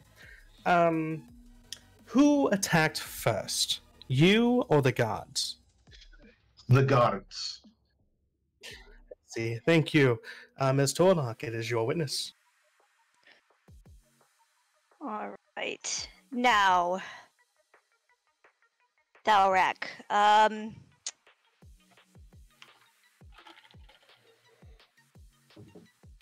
could you tell me how you originally came to the city? I bought... Objection, relevance. Why does the way he got here matter to the fact of the case? Your Honor, I'm just trying to establish a background of the witness.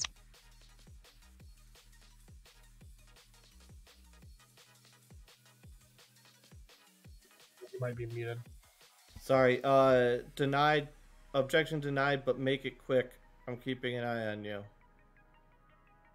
All right. Now, could you tell us a little bit about why you came to the city?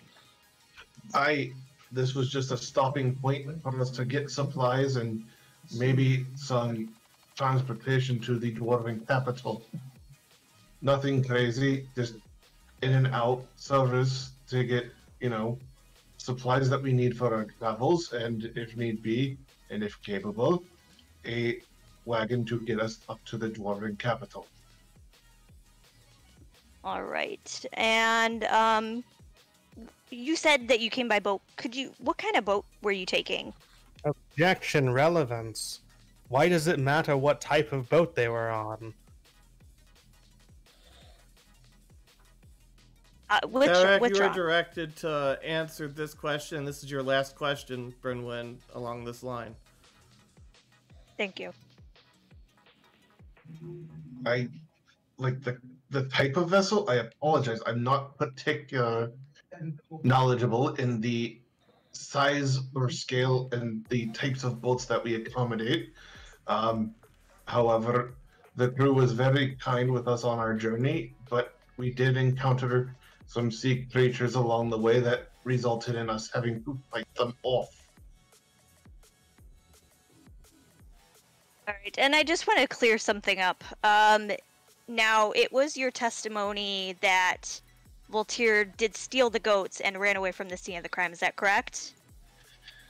I believed he had, and I did chase after him as I saw him running from the scene of the crime. At the time, I wasn't fully aware of him actually doing the action.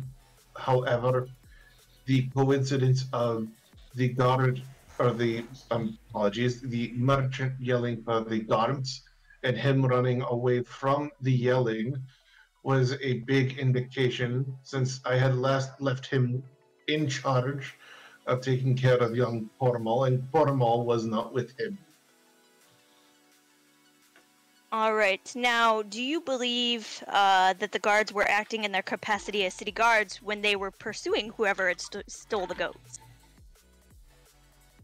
No, I do not believe so, because they didn't even attempt to go after him after I gave them the information on numerous accounts on where to likely find him.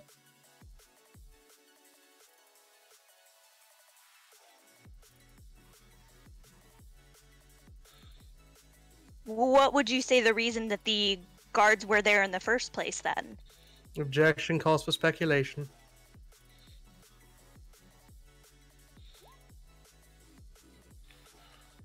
I'll withdraw that question. Now, you did say that the merchant was calling for the guards. Is that correct? Correct. And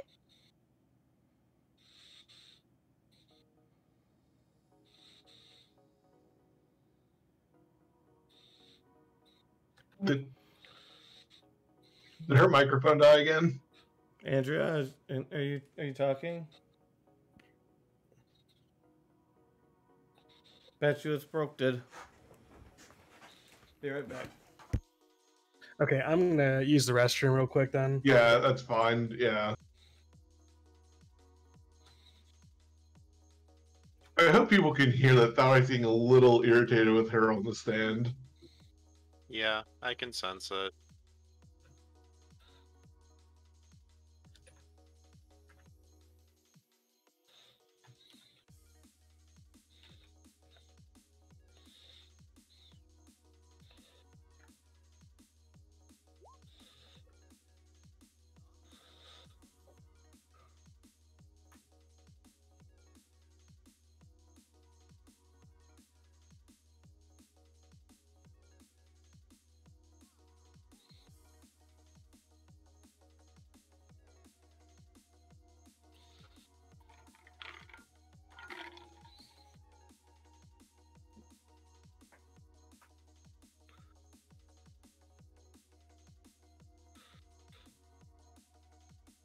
I will say, I'm loving the little side chat with Cormal.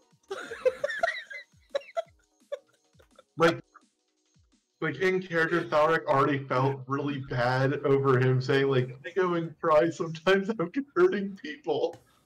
Like, this kid is so pure, I love him. And I'm back. She's logging into my other laptop real quick. Okay. What happened? Did the last say, nope, I'm dead? He's just not wanting to live.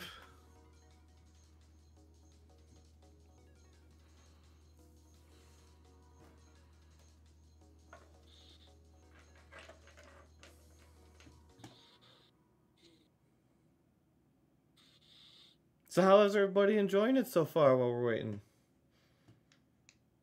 I'm having fun just talking in the chat as Cornwall right now. How's shit.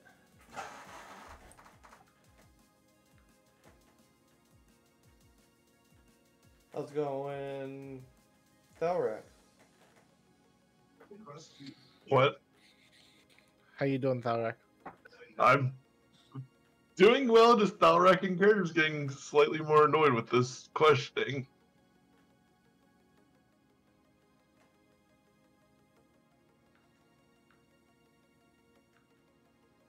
Also, Meta, did I at any point lie? I just have to ask, did I? Because I don't think I did. I don't think so. Okay. No, you were pretty good. As far as I can tell. I have honest soul, which means if I lie, I have to roll a Constitution saving throw or give a physical tell that I'm lying. That's one of my negative traits. Yeah, is I don't think honest you soul. did. Max, sorry, I had to You're pee. lying if you thought it was a lie. I don't know. Cornwall spoke the truth as to completely to his understanding. Yep. Yeah, like that's partly why I haven't gone and like rewatched the VOD from the week before, because I'm like, I'm going in as Thalrak with his memories and his beliefs. Hey, Andrea, is it We're going working? in with Alrak with his memories and his beliefs. You would have watched it yesterday because this happened 1 day ago. Andrea, Sorry. Is it talking? I don't hear. Frickin' that stick.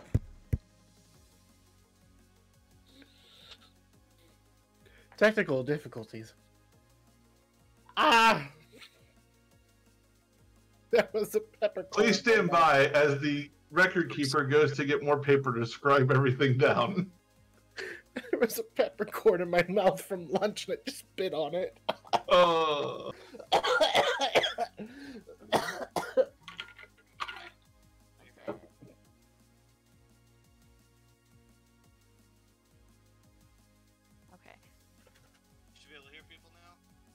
Whoa, okay, I hear, but I was like, I did not realize how quiet it was. Okay, let me turn it back. No, that's Meta because he's not right yeah. at the mic. Yeah, can you hear That's me? Here, yes, Yeah, I can good hear. here. I can hear you. Okay. God, this is so freaking annoying. All right. Just, I'm on a different laptop now, so hopefully we won't have this issue. every laptop's just like, we can't be a part of this court case. Oh my god, right?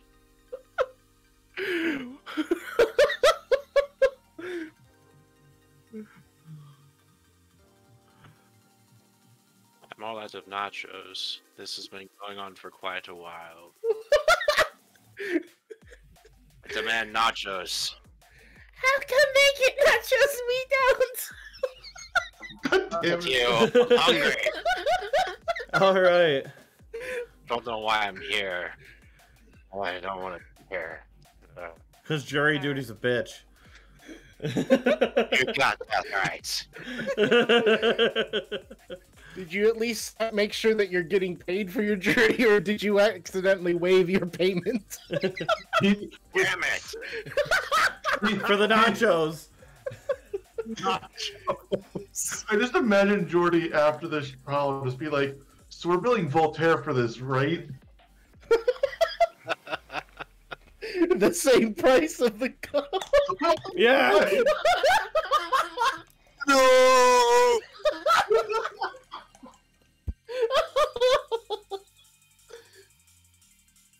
All right, so Andrea. All right, so because I don't really remember where is that. Okay. Anybody? So it's okay. I do have one question. Okay. Can you tell me what the legal definition of extortion is?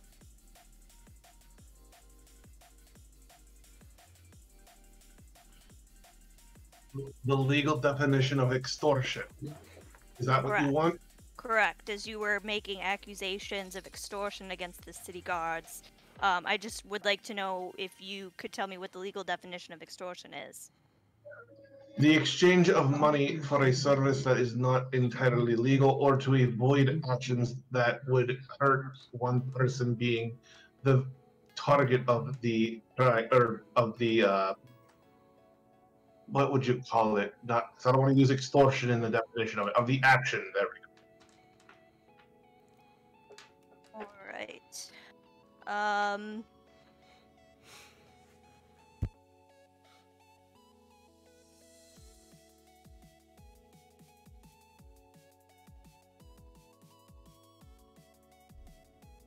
Say something if your mic's still working.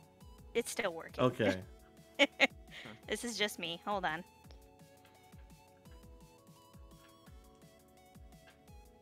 So how about that weather? It was snowing here on Friday. So, well, that's because you're from Canada.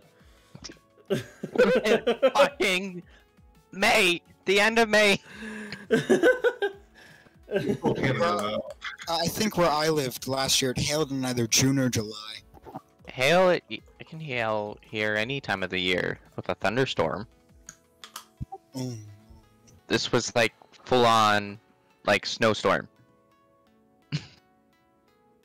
Okay, I will pass the witness.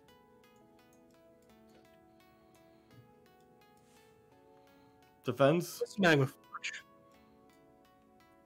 Can you do me a favor and tell the jury? In fact, I'm sure the jury already knows the answer to this question, but I'd like for you to answer this for the jury. Were you able to participate in the selection of this jury? I was not. No.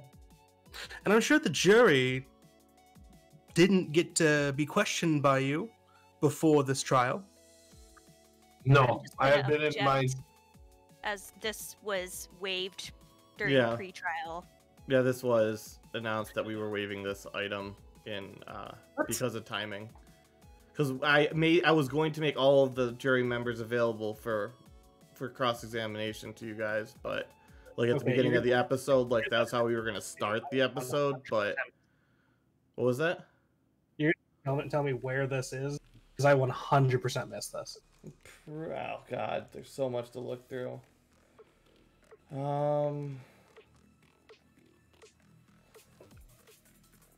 was the same part where we did it for the witnesses.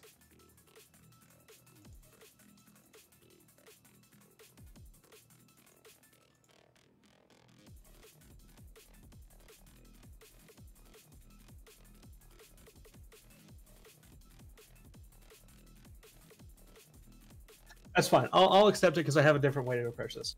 Yeah, if I didn't put it in there, I meant to, and that was my mistake. That was just one of the things that was falling under the.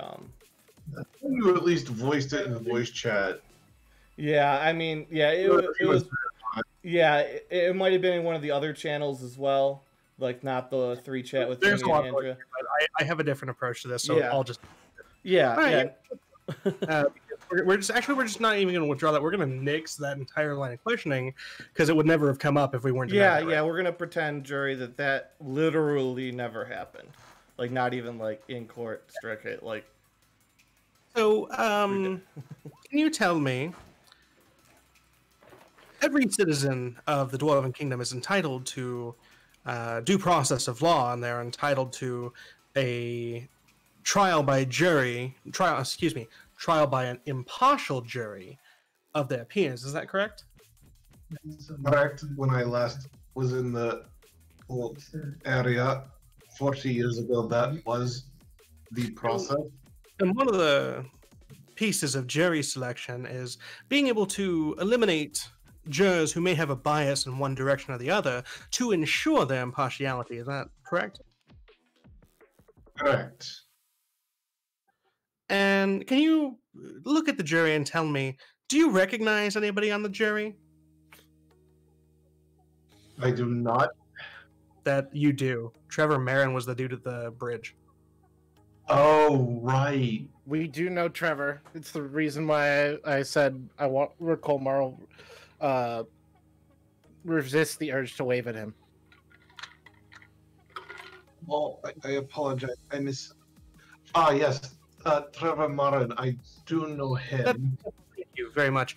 The nature of the relationship is irrelevant. This speaks to the impartiality of the jury, because regardless of which way he might be swayed, since he has a previous encounter with you, there's no way that this jury is truly impartial. Correct? Correct. Your witness.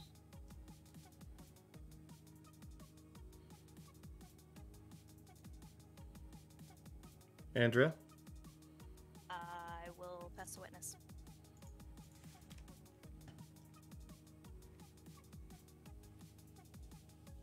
Jordy, are you just missing said witness, or do you have further questions?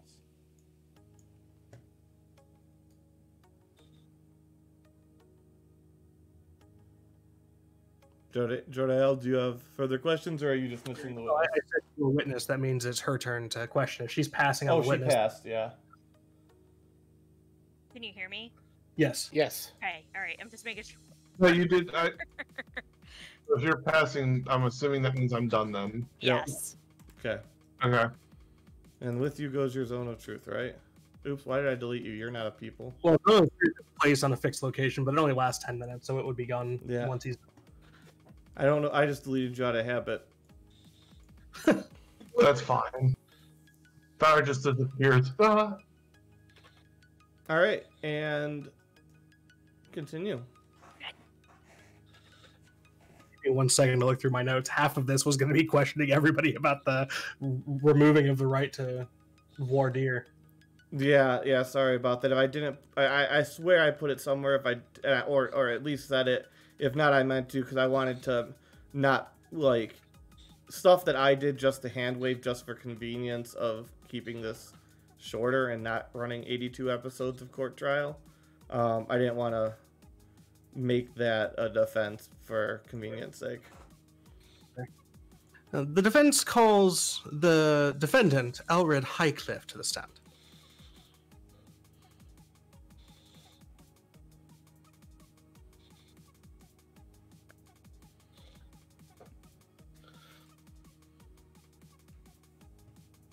Elred, can you state for the record your full name, occupation, and the god you follow? My name's Elred Highcliffe. My occupation, well, I spent most of my life in the as a slave, and then continued the last 75 years of my life systematically dismantling slavers and freeing slaves. And sorry, what was the third part? The god you follow. Oh, yes. And I follow Moradin. Excellent. Now, have you ever been to the Dwarven Kingdom before? I don't recall ever being there. I was taken to be a slave as a child, so I don't remember. I see. And have you ever been to this city before yesterday? No. Excellent. And can you tell me, are you familiar with the insignia that the gods in this particular city of this particular country that you've never been to wear on their armor to identify them as the city god? I have no idea what they look like. When you arrived in the middle of this scuffle between defendants Thalrak and Cormal and the city guard, you had no idea that your friends were fighting guardsmen, is that correct? Nope, I had no idea. They looked like hostile strangers to me. Ever identify themselves verbally as members of the city guard? Nope, not until we surrendered after they sent enough. Sorry, let me rephrase this. It was not until the third wave that came when they finally identified themselves, and then we surrendered. So, during the entire scuffle, you had no idea, no way of knowing, actually, that you were fighting law enforcement officers. Nope, I had no idea. Now, when you were fighting, at any point did you kill anyone or attempt to kill anyone? Nope. At the time, I thought it was odd, but Thalrak told me not to kill them. So I listened to the person who had more context and decided to not kill anybody. And not killing people in a kingdom of your own people seems like a logical thing to say, is it not? Yes, the city was rather civil towards us, unlike some of the other cities that we've been to, where it'd be more reasonable to kill the inhabitants, such as the vampire city. I forgot about what. Nobody knows that there's a vampire city, by the way. Although Trevor kind of makes interesting noise. Now, when what was the circumstance that led to you going to the market square?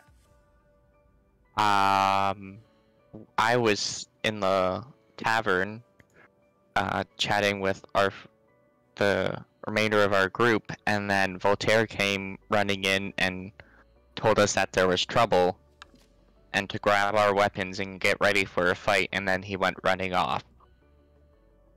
So you had no idea that Voltaire had committed a crime and we were going to fight gods, correct? No, I had no idea what had happened. So when you fought the gods, as far as you knew, you were acting in defense of another against an unknown group that was outnumbering your friends, and you fought with the intent not to kill anyone, but only to ensure the safety of your friends. Do I have that correct? 100% correct. Your witness, Ms. Torlock. Thank you. 1 second. Now, Ulrid,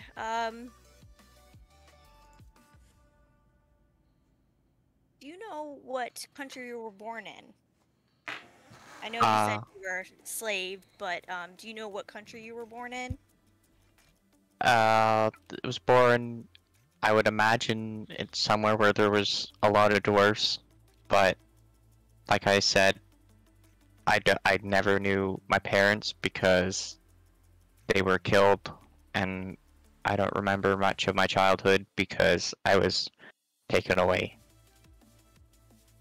Okay. And actually at this time, I'm gonna throw up a zone of truth just for this.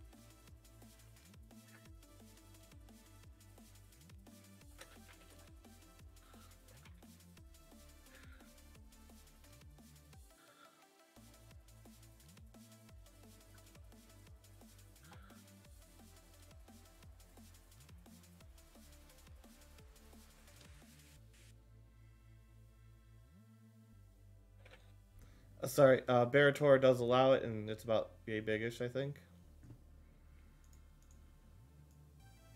Maybe a little smaller. Go ahead.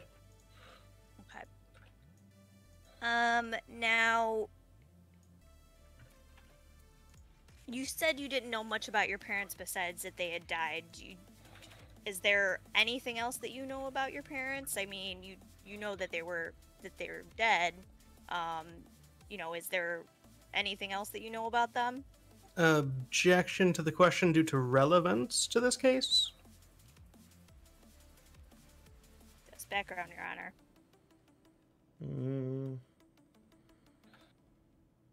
I understand that. What's the point of background about dead parents that he may or may not remember that much about from his childhood?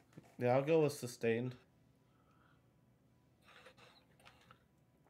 Sam's still stricken. All right, now,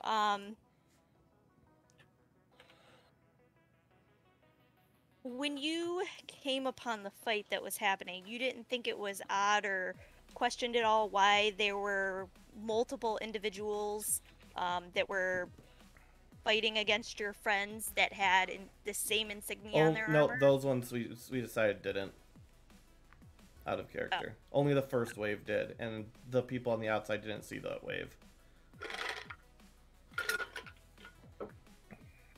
That was determined earlier on when we were debating things versus, and kind of came to a compromise in terms of description versus what was. So. Okay. So you can strike that from. We're just gonna retcon back that didn't happen. All right. Have you ever been in a situation before? Or strike that. How long have you traveled with this party? I don't know, Corey. How long has it been? Oh frick! Jordy or Alvin, you guys got any frickin' clue? Can you switch us over to the world map so I can do some math? Yeah. I mean, we can just make a rough guess. Right, I'm just trying to think about how far we've traveled, right? So we went, we were in the forest, we fell in Fendal. Fendal, we were in the Shadow Realm from the Dark Cloud Forest. We fell in Fendal, we teleported from Fendal to Safe Falls, we had the Siege of Safe Falls, then partying in Safe Falls. We went up the road, down to Watwoon, down to Malo's Pass, down to Barrendor, and then we crossed the ocean. So it's do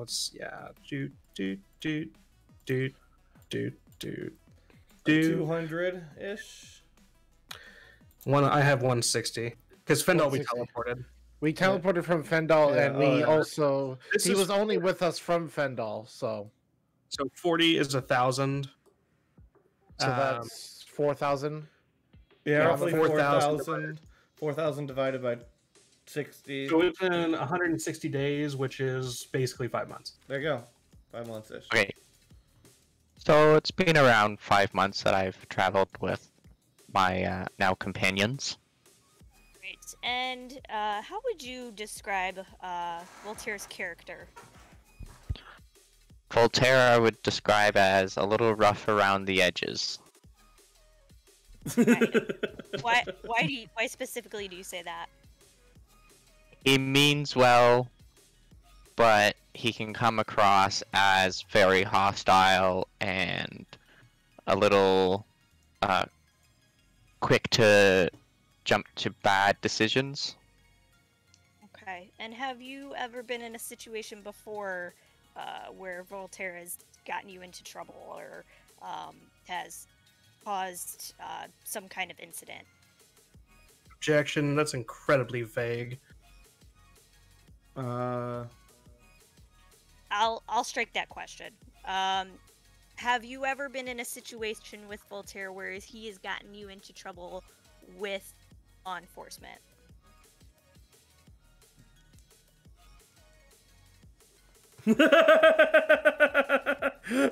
I told her nothing. That came out of her own questioning, by the way. She has no idea about the reality of what's happened to you lately. That was 100% her. So there's no metagaming there. Go ahead. Under a zone of truth, Elred. You can't lie. What, J Gigs? Alright, he's in a zone of truth, so he cannot lie right now. Yep.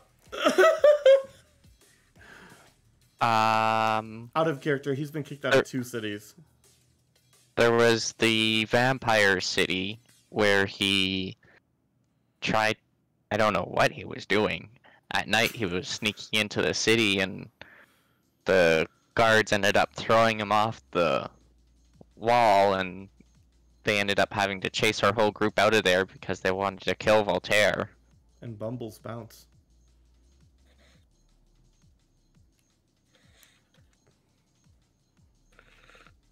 Is that the only time anything like that's ever happened?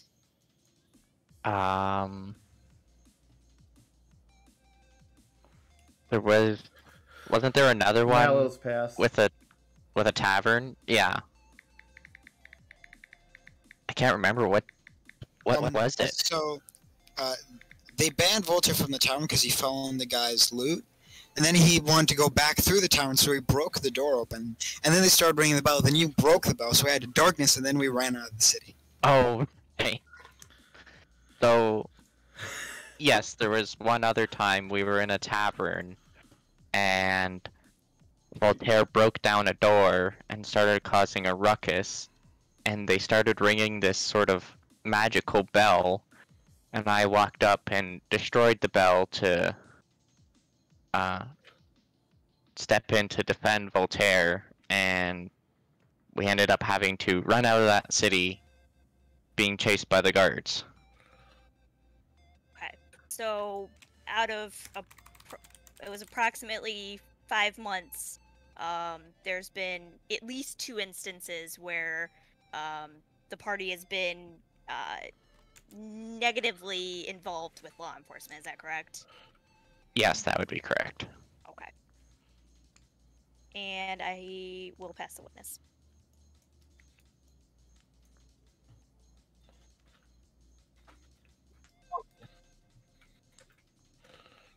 Now, Elrid, a few more questions for you here. First, did you initiate either of those circumstances? No. And during those instances, well, let me narrow that down. During the instance with the tavern, did you harm anyone? Nope, I just destroyed the bell. And you had no intention of harming anyone either, did you? No, I did not, especially because I knew they were guards because they announced it right when they got there. I see. So when you're aware that you're dealing with law enforcement, you treat them as if they are law enforcement. That is correct. I see. And I separate that instance from the city of Watun because you referred to it several times as a vampire city, correct? Yes.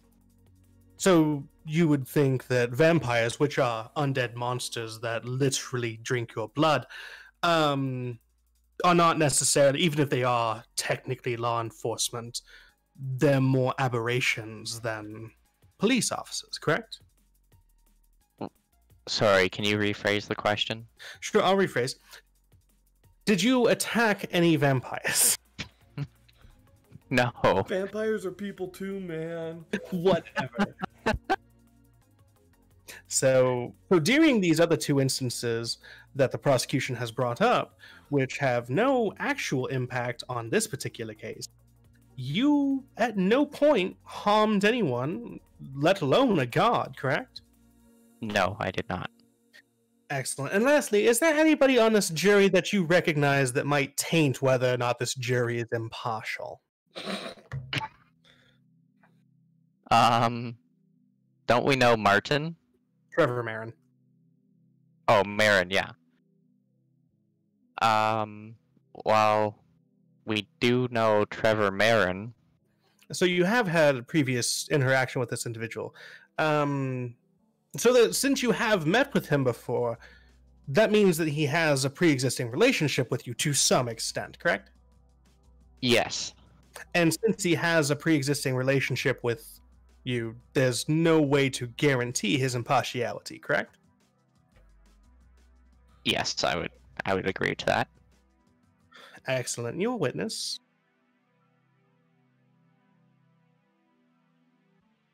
Now, Shit, sorry. Barator actually about directs. this. 1 second. Barator directs Trevor to the stand, has a quick hush discussion while Trevor's inside of the Drone of Truth, and he leaves. Was he dismissed? He was Wait. dismissed, so you now have 2 PCs and 1 NPC. Oh no. Oh hell no. Sorry, Okay. else was 1 second. What? One second. Holy shit. I don't know how that would be dealt with, so I'm just making shit up. Well, usually they have like secondary I'm jurors. sorry, somebody opened my door. I was trying to figure out what was going on. No, so the existence of an impartial juror taints the jury, and that's the whole basis for a mistrial on the basis of violation of Sixth Amendment rights. You can put that in there then. Yeah, that's fine. I don't know if he would be dismissed. I think that's a situation where the whole thing is a mistrial. Am I wrong in that, Andrea? I think as long as the specific juror is dismissed and an alternate is brought in, Yep. then I don't think I at that point I don't think it would be a mistrial as long as, you know, they haven't went to deliberation or anything like that. Yeah, because they're not allowed to talk about the case until deliberation. I don't think I got one of these on here. Oh wait, no, there is a guy, but I don't think we used him. I don't think we've got Spiky Helmet guy. Nope.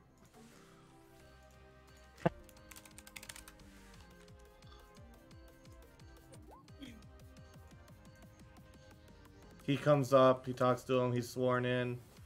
They do their thing. He's an alternate. He goes and he goes to Jordy and Brynwyn and does the cursory, whatever you would have to do legally. Well, so alternates would be a part of the voir dire process. The You other always one? jurors Okay, that then he are was already required to vetted be by you guys.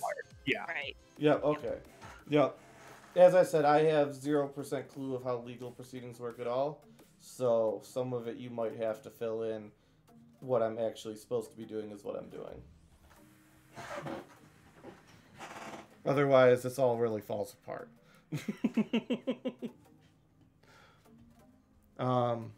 Spike is now a juror. All right. Well, I did have a question, but now after that I do not. So I will pass the witness. Does that mean that's done? Yeah. Okay.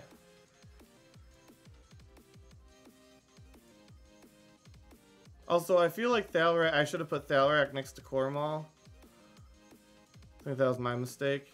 That I positioned you guys that way, so I'm going to reposition you, because Thalrak, you of course would have been next to your charge.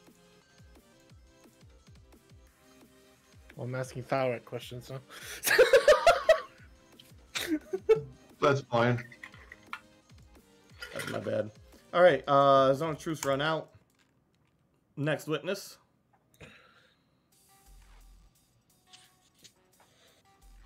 The defense calls.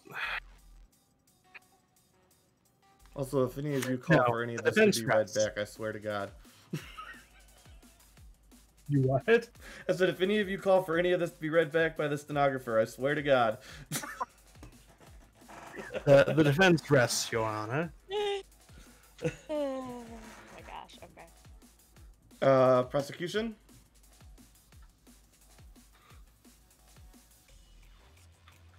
All right. So I think at this point we can move on to closing. Mm-hmm. And prosecution goes first there. Yep. So let me see. All right, ladies and gentlemen of the jury. Again, my name is Brynwyn Torlock, and I'm the prosecutor in this case. In my opening statement, I mentioned that we would call witnesses to testify as to each of the defendant's guilt. Each witness testified, and I believe we have established beyond a reasonable doubt, one, that defendant Voltaire has committed the felony of larceny and assaulting an officer.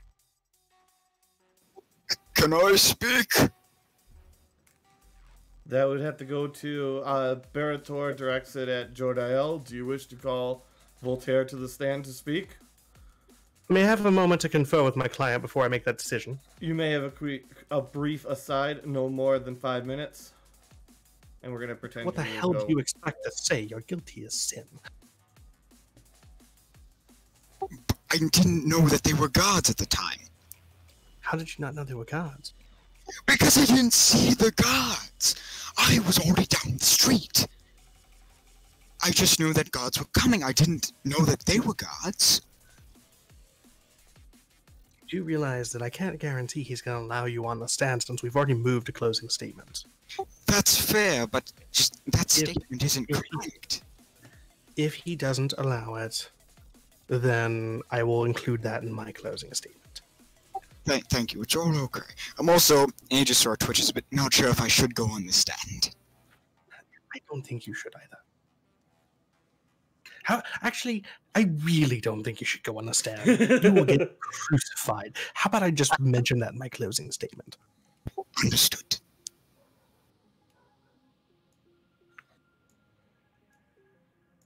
All right.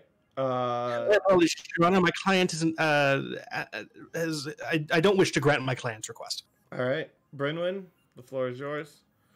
Defense, we will tolerate no further interruptions.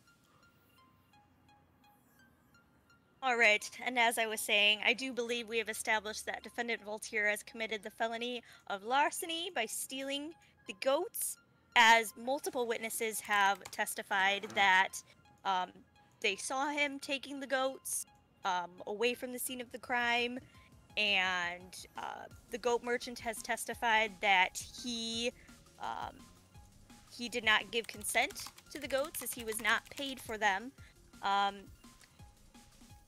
I believe we've also established that he assaulted a police officer in the commission of their duty. They were pursuing whoever had stolen the goats, as the merchant had called out for the guards, and he had wished to cause them bodily harm. As for the other defendants, Elrid,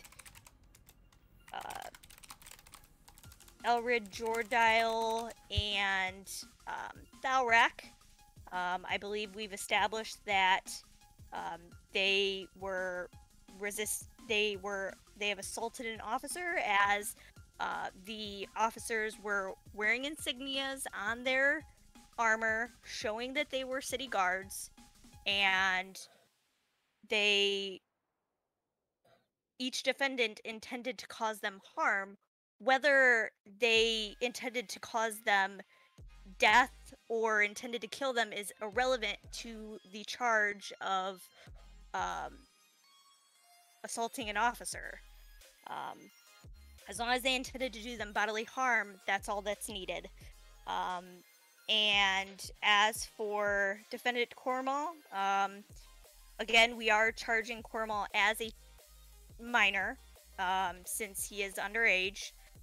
However, I believe we've also established that he did attack guards. He was aware that they were guards. They were wearing insignias, and we would ask you to reject the defense's theories in this case.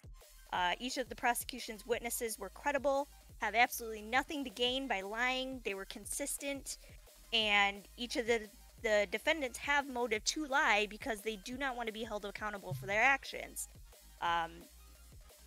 As we've established through questioning, the defendant's witnesses lack credibility, including Defendant Voltaire, where this type of thing has happened in the past, and defendant's arguments in this case are just amounting to excuses, and in conclusion, we would ask that you find each of the defendants guilty for each count against them, as the prosecution has proved each count beyond a reasonable doubt.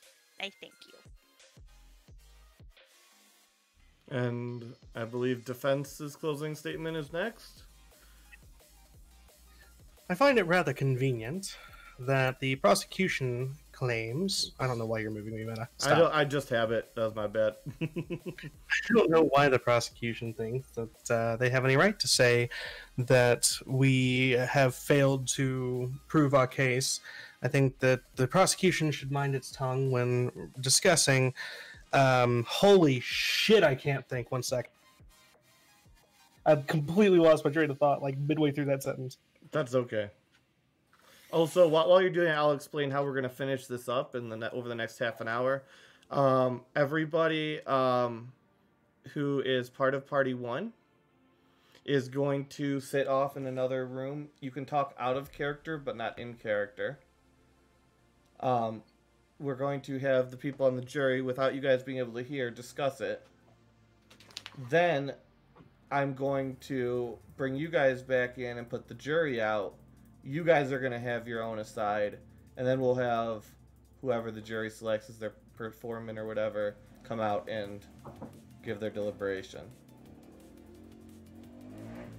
So with that motorcycle in the background... Jordy, have you regained your... Wow. No. Regained. No, I have not, but I'm going to try it. Okay. Regained. That's how we do it. Do you have enough grain in your diet, Jordy? It's rather convenient that the prosecution suggests to you that you should dismiss our theories when our theories about this case are just as valid as hers. And it's only convenient because our theories and the evidence that we supplied to prove them completely destroy her case and provide an obscene amount of reasonable doubt. As to myself, Thalrak, and... No, let's separate this. As to myself and Elrid, there was no way for myself, Elrid, and Voltaire, my apologies. The three of us arrived midway through the scuffle. Voltaire returned midway through the scuffle, but at no point prior to the scuffle had he seen the gods or the gods' armor. There was no way for him to know that he was fighting gods either. That includes Elrid and myself. Had we known we were fighting gods, we probably would have addressed things slightly differently. Their insignia was not known to us, they never identified themselves as police, and one of the elements that the prosecution mentioned that they were required to prove is that we knew and that they were performing their duties. As we established in our defense, not only was there reasonable doubt as to whether or not Voltaire, Elrid, and I were even aware that they were gods, but we also completely destroyed their assertion that they were there for a lawful purpose, performing their duties. You had a god trying to extort a 4-year-old child, rather than pursue who they believed to be guilty of a crime. Instead of pursuing the guilty party, they went after a child. And when a cleric of Moradin, whose reputation is beyond repute, because or by nature of being a cleric blessed by your god, to suggest that he has reason to lie when he put himself voluntarily in a magical sphere that precludes him from the ability to lie is beyond laughable. It is sheer insanity. So we have demonstrated reasonable doubt as to all of the accounts of assault because there was no lawful duty, and even more reasonable doubt as to myself, Elrid, and Voltaire for the assault because we had reason not to know that they were members of the city guard. Again, Ms. Torlock makes a point that they're trying Cornwall as a minor because he is in fact a minor. She leaves out the fact that I myself am a minor. She leaves out the fact that Voltaire, by your laws, is a minor. Yes, as a Dragonborn, and by Dragonborn standards he may well be an adult. He may well have reached the age of maturity. But by Dwarven law, he is not 50. He is 27. And he is also a minor. So we have malicious prosecution, have successfully proven reasonable doubt as to all of the charges of assault, which leaves the one case of larceny for which there is an obscene amount of overcharging. There should be no jail time for the larceny charge. There should simply be a fine, restitution, and we should be done with our day. Now, that's assuming that we even go as far as to find defendant Voltaire guilty of larceny. Because in reality, throughout this trial, I demonstrated the myriad of ways that the prosecution and the police have violated our rights throughout this entire endeavor. They did not grant us bail so we could adequately prepare our own defense. They did not give us adequate discovery to prepare for this trial. They tried to put somebody on the jury who had pre-existing contact with one of the parties, removing the possibility of an impartial jury. And we have heard from more than one witness and the judge racially bigoted comments towards the most reputable person in this entire courtroom, the cleric of Moradin. To say that this trial should even be happening and that we should even be dealing with this farce after the obscene violation of our rights is laughable at best and offensive at worst. So, I told you during my opening statement, not only would you be implored to throw this case out for all of the aforementioned reasons, but it will be incumbent upon you as a moral imperative to either find us not guilty based on the reasonable doubt that we have demonstrably shown, or to have the entire case thrown out for the violations of our rights. I leave this in your capable and trustworthy hands.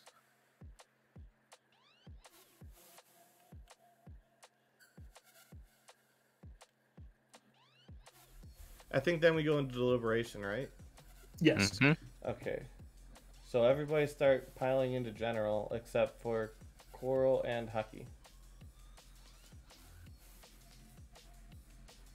Alright. So you guys have heard the trial. You guys begin your discussions.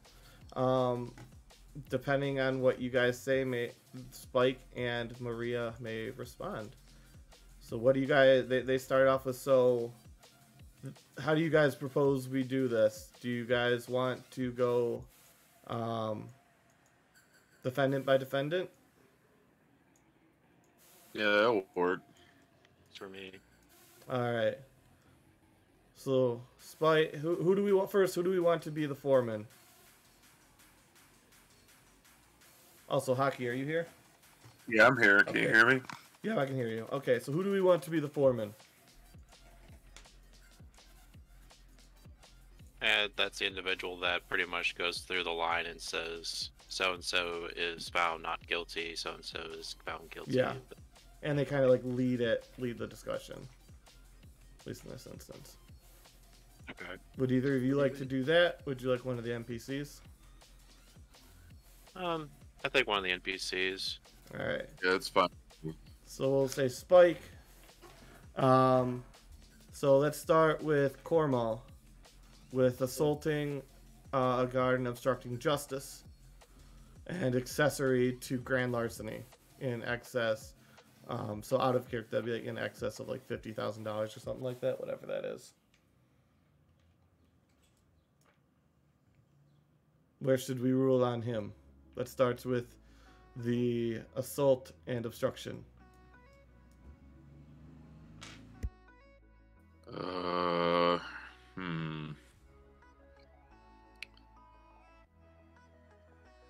I'm not sure. It's hard work being a jury. Yeah, it's clearly evident that Corval was pretty much doing what they were told all throughout the endeavor, and I don't think had any sort of reason or understanding of the implications of their actions as they followed through with them. So the fact that the acts were done is still there, regardless of the intent of understanding of those actions. So And Hockey? I'm sorry, this is about Cornwall? Cornwall, specifically assault and obstruction to start. I mean, we could go for both if you want to dismiss them under the same term. Yeah, I think the fact that he is a minor and was just doing what his guardians, I guess you could say, were telling him to do to protect themselves, kind of acting in self-defense. And what was the other charge? Grand larceny? Accessory to. Accessory to grand larceny? Yeah, I don't think he's guilty of that at all. likewise. But then when it comes to the assault, I don't know. Might have to circle back to that one. Alright, I'm typing it all out so we can circle back.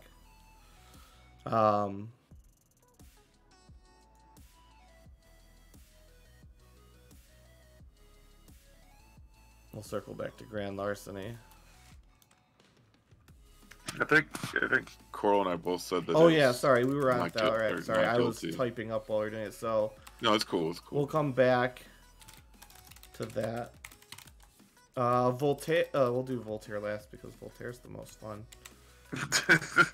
Yeah, I'd say. Elred, which is this dwarf. What are the charges? Assault. Sorry, yeah, assault and obstruction. Man, it really does sound like they didn't know that the people were guards, you know, the city guards, but also once they did know that they were the city guard, they didn't immediately just like surrender, right? They kept defending themselves, I guess you could say. Unless I just have that completely wrong. Thalrak knew what the people that Thalrak interacted with and that Voltaire interacted with were directly and that Cornwall interacted with. Those were all clearly marked. The like off-duty people that came in the second and third waves for Elred and Geordie were not identified. They were in street clothes. Oh, okay. Okay. So it wasn't obvious who or what they were. Yeah. Okay. That's interesting, though. The first wave was clearly identified. It was the second and third wave that it was unknown. Yeah, they were street clothes. Because they were coming off of, they were not on duty at the time. They were called in kind of like as an emergency. So they came from their houses, bars, taverns, wherever. Yeah, and the claim that it's kind of a hard situation with the claim that all guards that are to be on duty and to be acting as guards should be clearly marked and identified, and that claim is that this is what they're supposed to know and this is how they are to go about, kind of conflicts with what was said earlier, that that's what they do. Clearly that's not the case. Obviously it's an emergency, but there will be some due diligence followed through with upholding imagery and representing yourself in the town as a guard, excuse me. So so there's really no connection that can be made with the first wave with the second and third one, despite the visible marking. There's nothing to lead on to say that there was any connection between the waves, so there's lots of association. Yeah, I think in general there was just no way for them to know they were guards based on lack of knowledge of the insignia, as well as the disassociation between the first wave with the second and third. So I don't think there was any way for them to know for sure, and that's across the board. Yeah. Unless there's information that you have that would suggest otherwise. Yeah, Voltaire and Thalrak were the only ones who saw that clearly identified guards. Gotcha. So then, Hockey Towner, how do you see it? I don't think he's guilty. Okay, we'll dismiss the... sorry, not guilty, because there's a difference. Yes, there is. Yes, let me change those.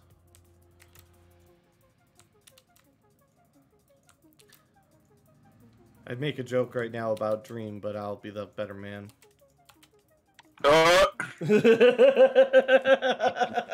Nice. Okay, so we'll swing back to Thalrak of Sultan Obstruction. He was in the first wave, so there was identification. He was, the facts we know are he was trying to stop Cornwall from being arrested. But that was their duty. How do we feel about that? Not great, to be honest. Likewise. Yeah, it's tough.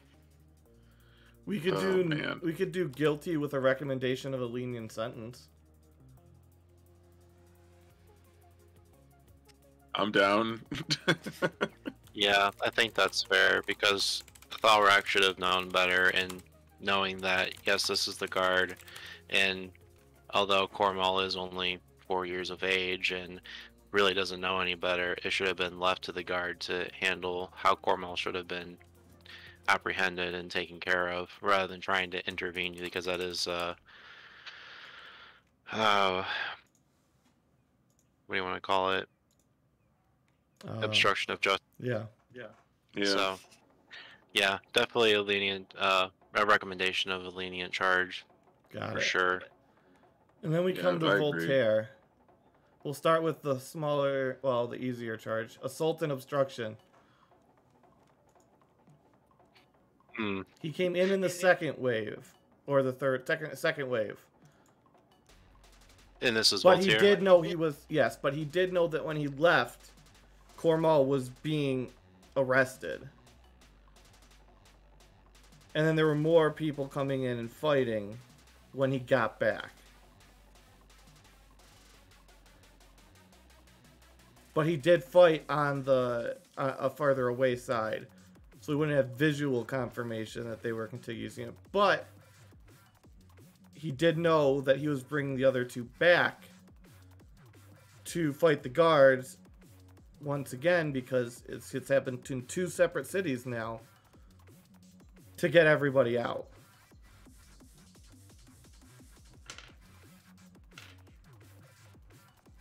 We'll start with Hockey Towner. Well, I don't think we can really consider like what Voltaire has done in other instances. I don't think it has relevance for the case. You know, we have to just focus on what happened in the here and now, I guess. Mm-hmm. That said, probably guilty. And Coral. Yeah, based on the information that we have here, and that's taking all of this offside things and kind of casting them aside because, well, they weren't witness, they're disconnected. But I think there's enough evidence shown that Voltaire did not have the best intentions when it came to handling of the guards, as well as how he handled the trade of goats, which are a very rare commodity for us quarter blood dwarves. Half-blood, quarter. Basically anything that's not pure blood, or for some other reason you're a misfit. Think like Professor Trelawney in a dwarf form would get kicked out. Right.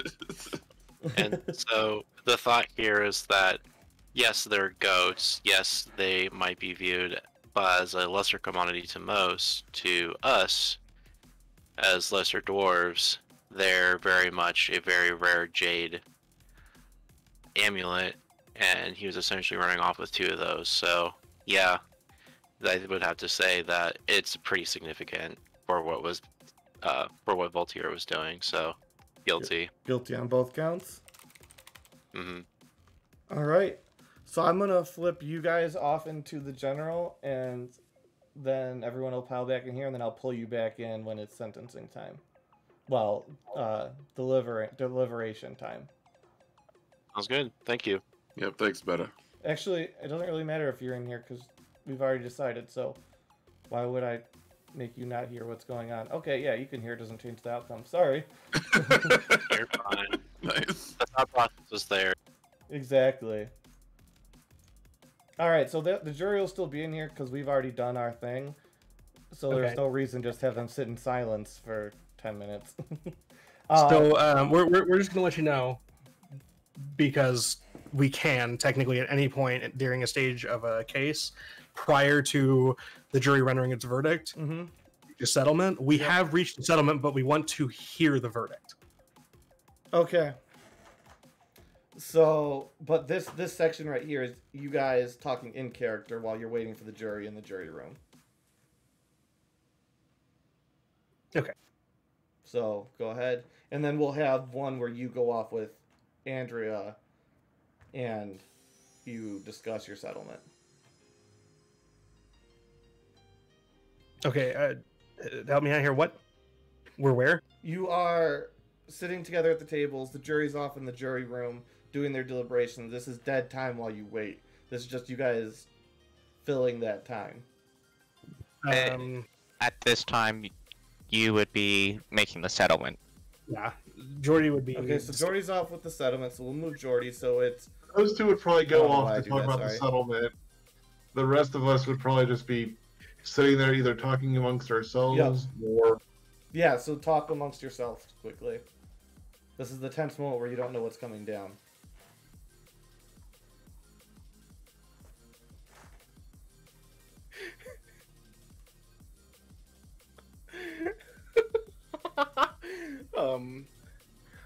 Cormal will look at Thalrak and be like, Man, you know about like halfway through this, I figured out why we were here. Really? Yeah. What are we here for? I didn't realize that. I didn't realize that Voltaire didn't pay for the goats. I thought he did already. What?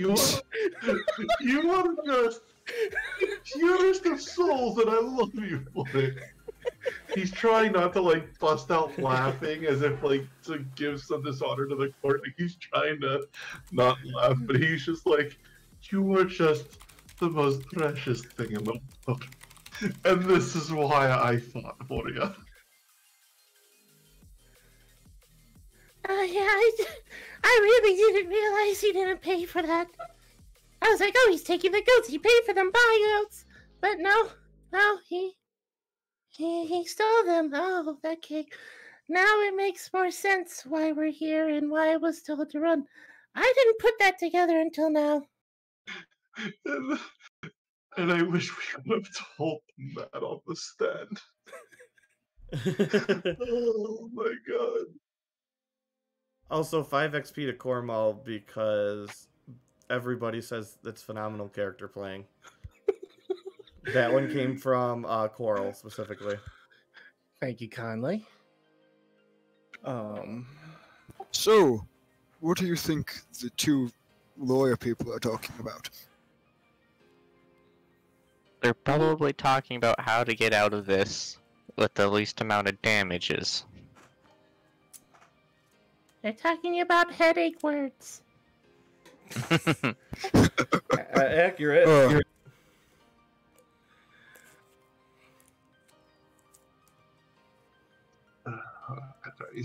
I love this kid.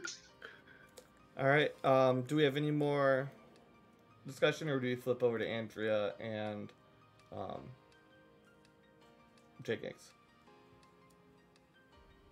I don't think we have anything else to discuss, do we? Yeah, no. Alright. Cucakes and Andrea. Miss Torlock, if I may have a moment. I've been thinking about this, and we never had an opportunity to settle this case prior to the trial, mainly because we were given 8 hours notice of the trial. So I actually wanted to discuss settling this case with you.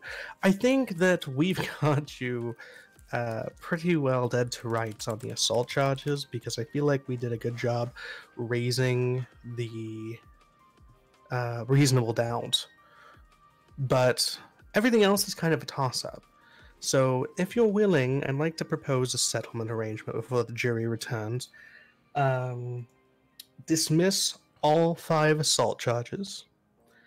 And Voltaire pleads no contest to larceny. He pays restitution for the goats in the amount of 275 and a 200 gold fine. And then we're done. What do you think? I can agree to that. Excellent. We'll have to let the judge know after the jury returns, because I am actually interested to see what they would have decided. I am as well.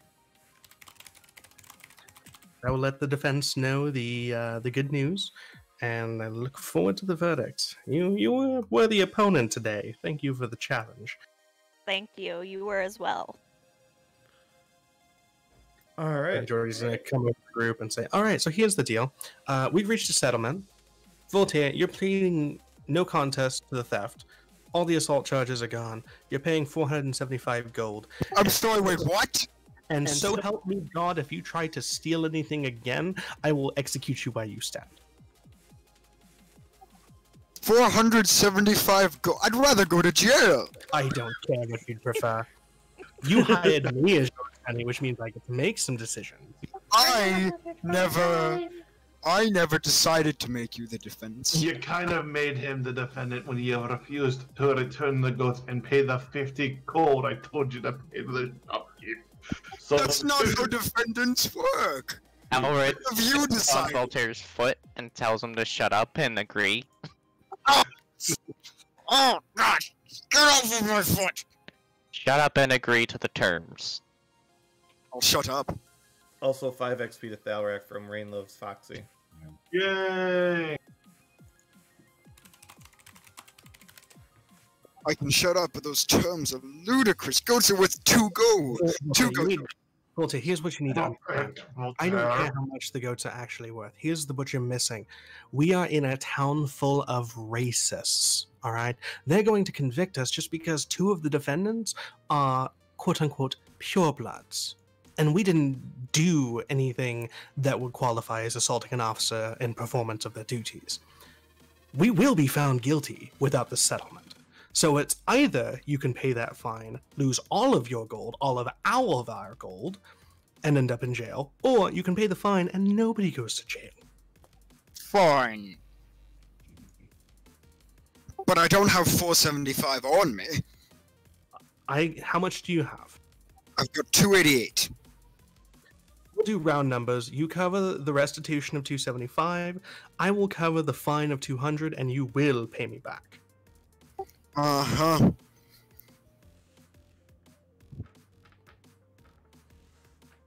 Is that all? Fine, then I guess let's hear the verdict. Let's hear how guilty I am. Alright, so we'll flip everybody back out. Can I have Voltaire removed from the courtroom for the verdict? I don't know, can you? No. So they come out, Spike comes out to deliver however you deliver things. He tells you for Cornwall, an assault and obstruction, not guilty. Cornwall, accessory to grand larceny, not guilty. Elred, assault and obstruction, not guilty.